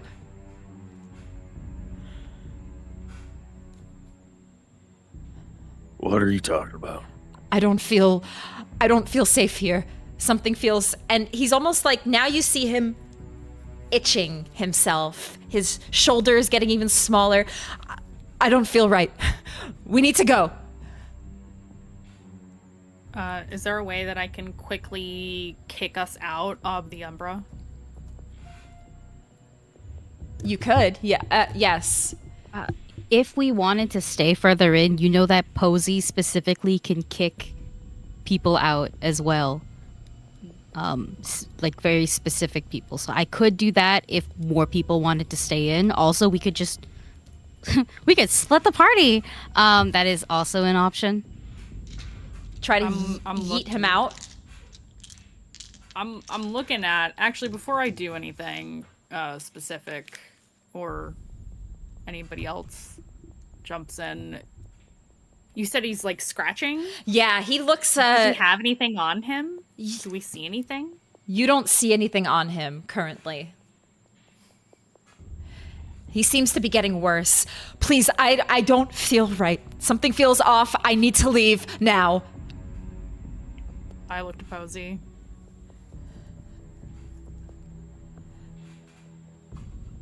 I think at the way he's being so insistent, I will go with him. I will take him out with a look and kind of like a nudge. I'm telling him to get on me. I'm going to physically walk him out As and you take care of him outside. As you do that, Posy, he turns and looks at you.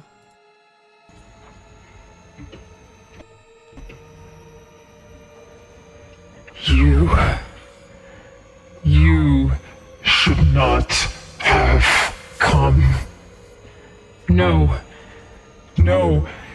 You had to come. It is below the pattern.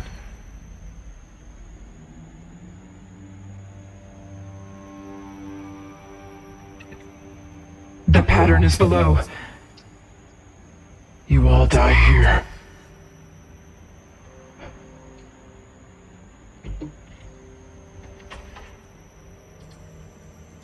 And then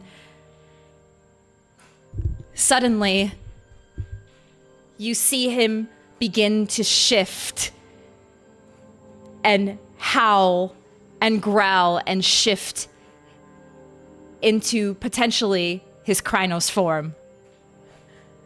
I will perform the rite of caging. Yes, and that does. Let's see. It is.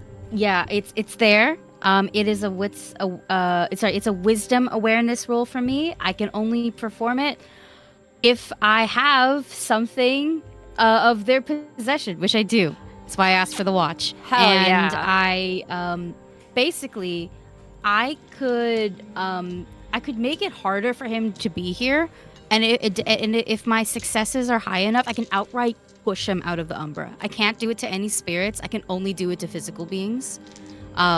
This could also prevent him from entering the Umbra, especially around this Cairn in the future for a little bit. It really depends on the difficulty level and my success level, but that's what this is for. I took the gatekeeping. Right. Go ahead and roll me the wisdom and awareness for that. The difficulty will be 2. By the way, players, for what you missed, basically he just said, because the voice mod didn't come through fully on Discord, he said, you should not have come. You should not have come. It's down below. And he began, and he just is now, he's getting ready to rage. And actually, you know what? Actually, go ahead and perform this, and then we'll see how you do. Another rage die. My bad. I was going to ask, does this count? I don't think this counts as a. You know what? No, that's just minus a 2. No, it's a 2 dice bonus to all non-stealth physical tests. This doesn't count as a physical test, right? I'm just asking because I'm in this form. Not yet. Not yet, at least. I'm just double checking. I'm gonna use my willpower, one of them, just so I can re-roll 2 of these. Much better with a crit that is 6. Okay. Way better than what I got originally. So, you are able to successfully remove his presence.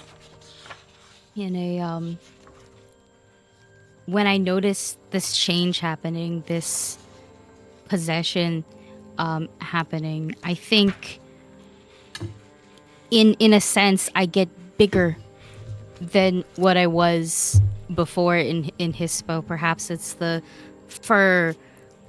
I'm fully being engulfed in this smoke, red sun eyes fully glaring, and you hear this two-tone howl. One a strong, healthy wolf, the other a very, very angry human woman, kind of mixed together as perhaps in some way the word "you are gone" gets yelled, howled out, and just like that, the smoke kind of pulls him back into the physical. You push him out of this realm. You all see in this direwolf form, Posy just imposing her strength and her power as an umbral traveler, keeping this realm as safe as she can, as it is all of your duty to keep this realm safe. And you remove Kurgan, leaving just the four of you. But still, it's not right.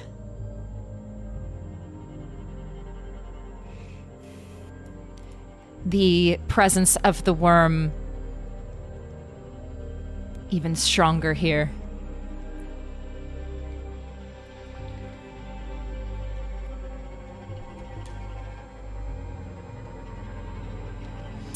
The little spirit next to you, IW, it speaks up.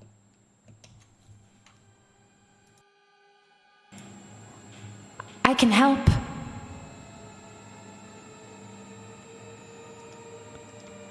You came through. Alma. I'll walk over. Though I am very distracted now. They don't come through anymore. They who?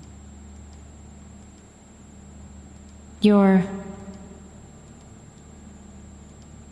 friends.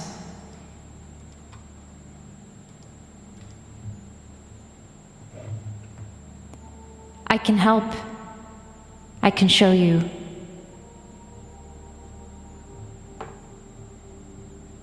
Where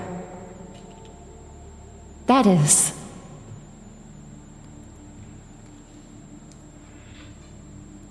I look to the others to see if there's any hesitation, and if there isn't, lead the way. But you must help me first. What do you need? I want to come with you. Back to where you're from. You want to leave the Umbra? Yes.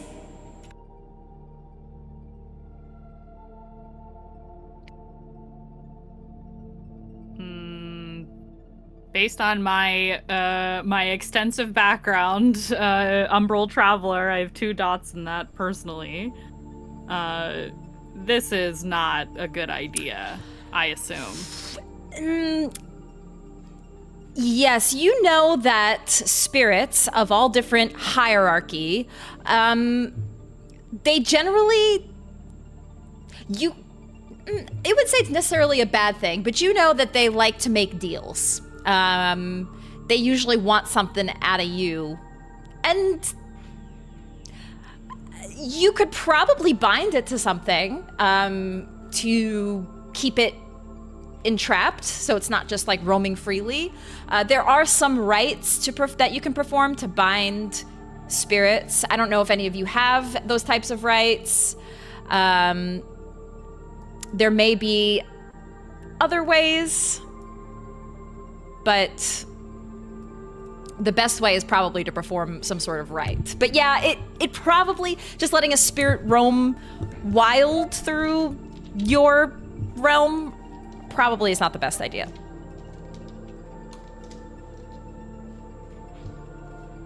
Well, I can't just let you loose. You know that.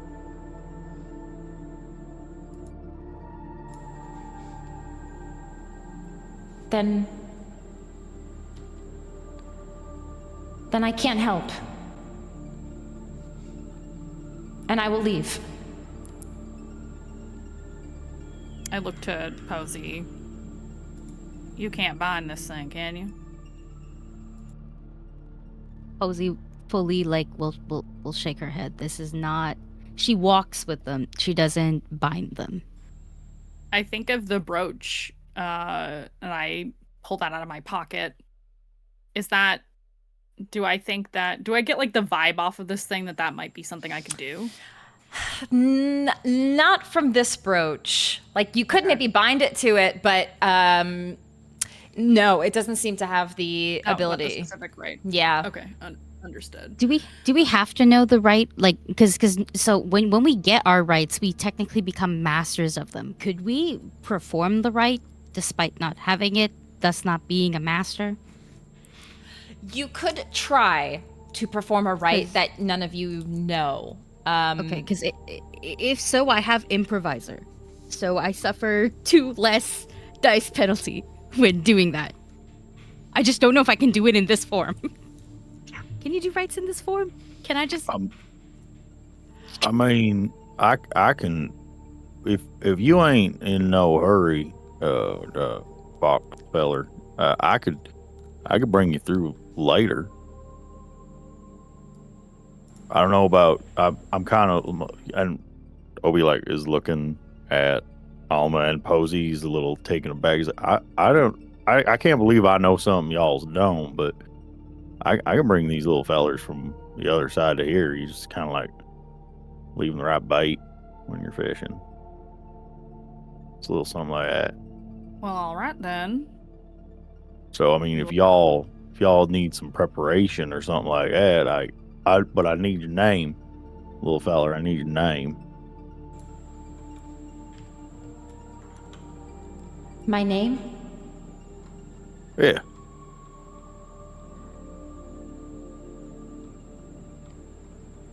Eve.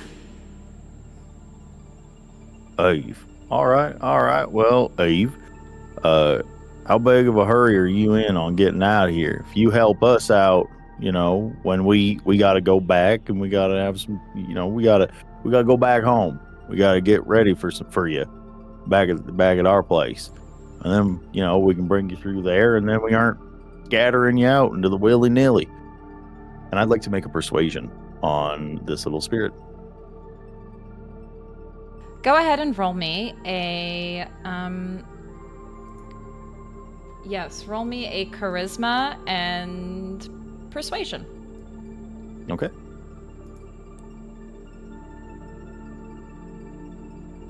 That is 6 successes with a crit. And actually, Alma or Posy or both, just roll me another intelligence occult.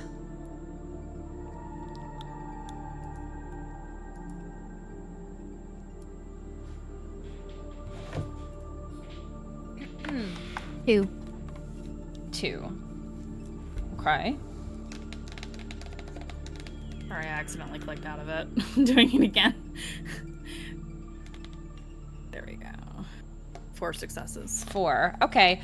Alma, you know the hierarchy of spirits, and you get the feeling that this is probably on the lower end of the hierarchy. There's gafflings, then jaglings, then incarnae, and then celestines, which obviously celestines are like the top. But you gather this is probably like a gaffling or a jagling. They're more like minor spirits. They can be helpful though. So whatever it's telling you, it probably actually can be useful. And with those 6 successes of charisma, the spirit looks to you, Obadiah. Okay, I will be here. Find me here.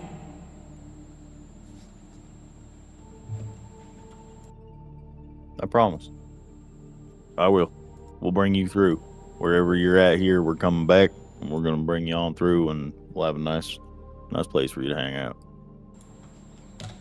If not me, then you will find my mother, and she is not as nice. We just met. I ain't trying to meet your mom.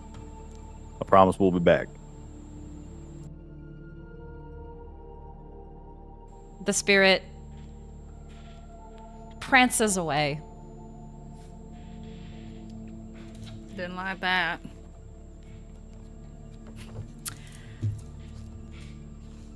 just gotta know how to talk to them. Depends. I mean, I'm pretty good with the animal ones.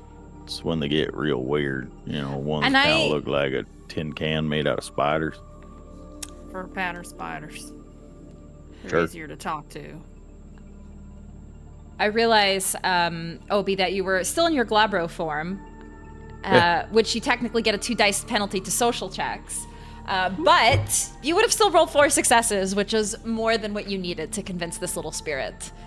Hell yeah. But you just were like, you still see Obi in this like larger, more furry, fang, toothy form, claws, big claws, and you all also know you've been in the Umbra. It's only been a couple of minutes, but you know that if you overstay your welcome, things do start to get a little more hostile. So you may only have a little bit more limited time if there's anything else you want to do in here. I think we should be fixed to get the fuck out of here. We gotta come Yeah. back. Yeah, sounds about right. We got things to do on the other side. And I will, if nobody objects, I will perform the ritual. Yes, and I believe you have to roll it again, and the difficulty is easier now. Which it was already pretty low, so... But you can go ahead and make the roll. Oop. Only 1 success. I can re-roll that if necessary. 1 is what's needed because I was gonna say, too. Yeah. I'm pretty sure it's half the difficulty of what it was, and the difficulty was 2. So technically, 1 success was what all you needed. So Perfect, then I am you don't even re-rolling have to none. re-roll. You guys see Alma once again open this passage, allowing you all to exit. I can, upon exiting, I can choose either Lupus or Hamid. I will be back in Hamid, Okay.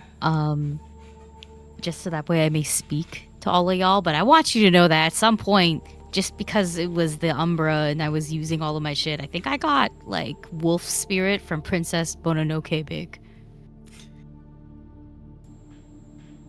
Like, y'all wanted to ride back, you totally could. That's awesome. You all step back into your world, out of the Umbra successfully. The feeling of uneasiness, the drop in the stomach, it all goes away as you're back in your own land, breathing your fresh air. Yeah, never liked that.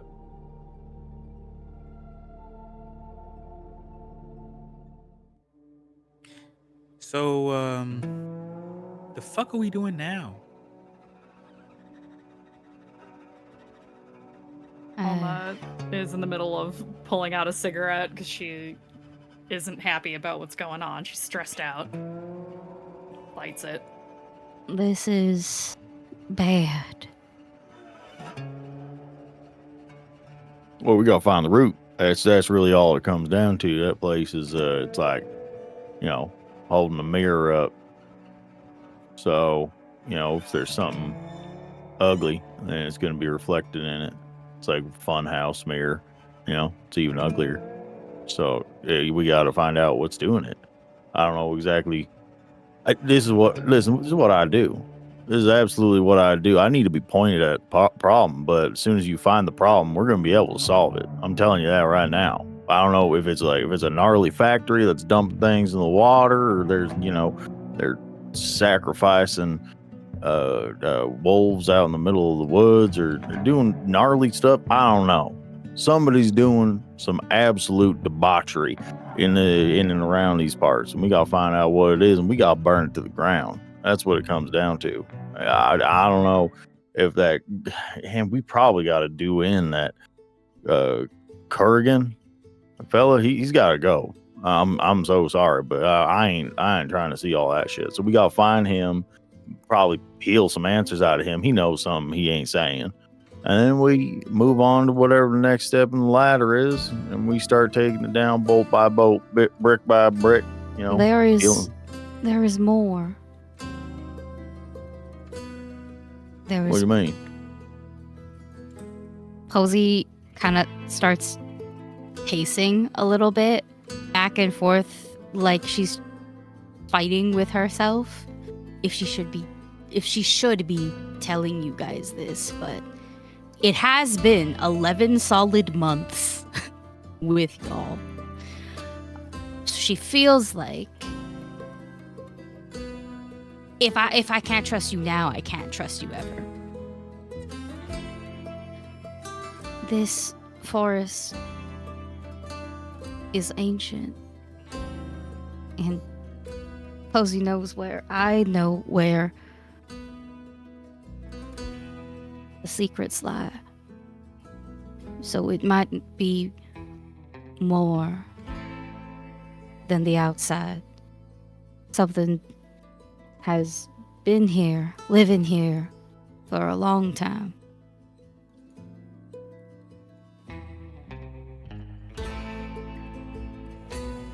Say more. We need to find the route, like you said. But if that route leads to a labyrinth, then we will need to find something else. A different spirit. But only if it leads to the labyrinth. Tarnation's a labyrinth. It's the original roots of this forest and the future seeds. Okay.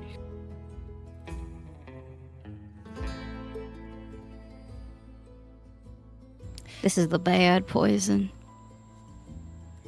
This is the one that makes you insane, like that metal in those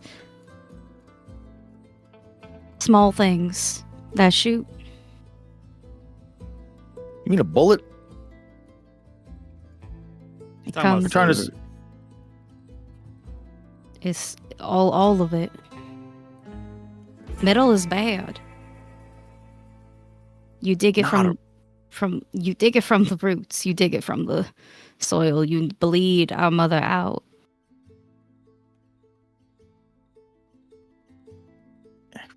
You're right. But it's all right. So what are we doing? What are we doing now?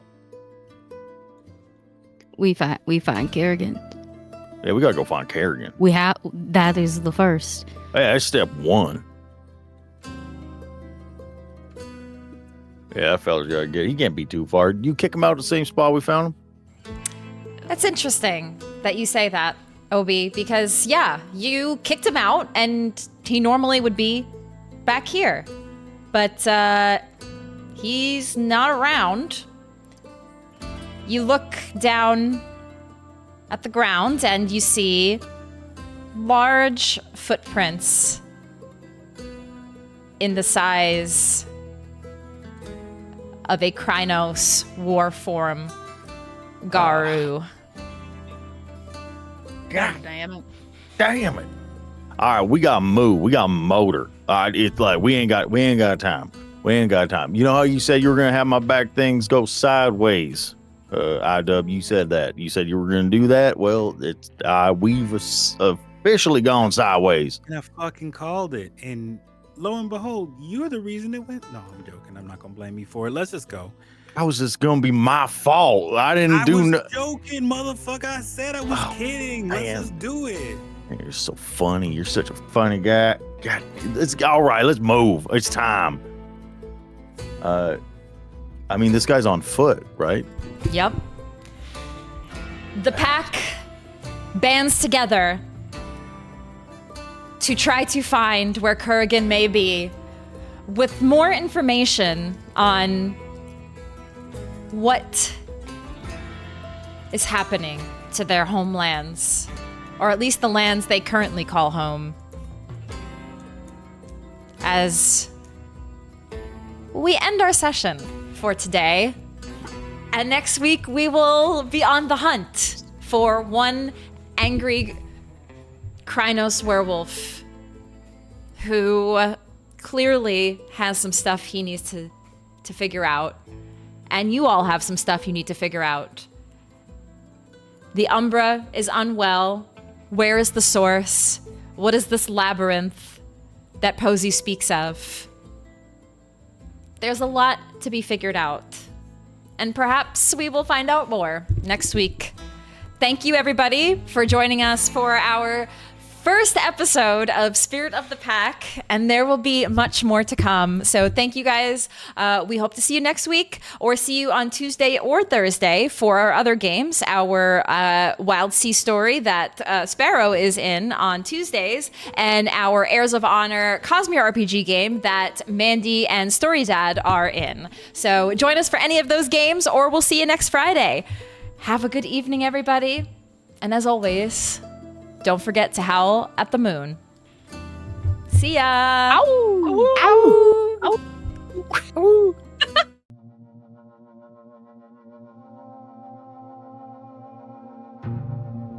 Ow!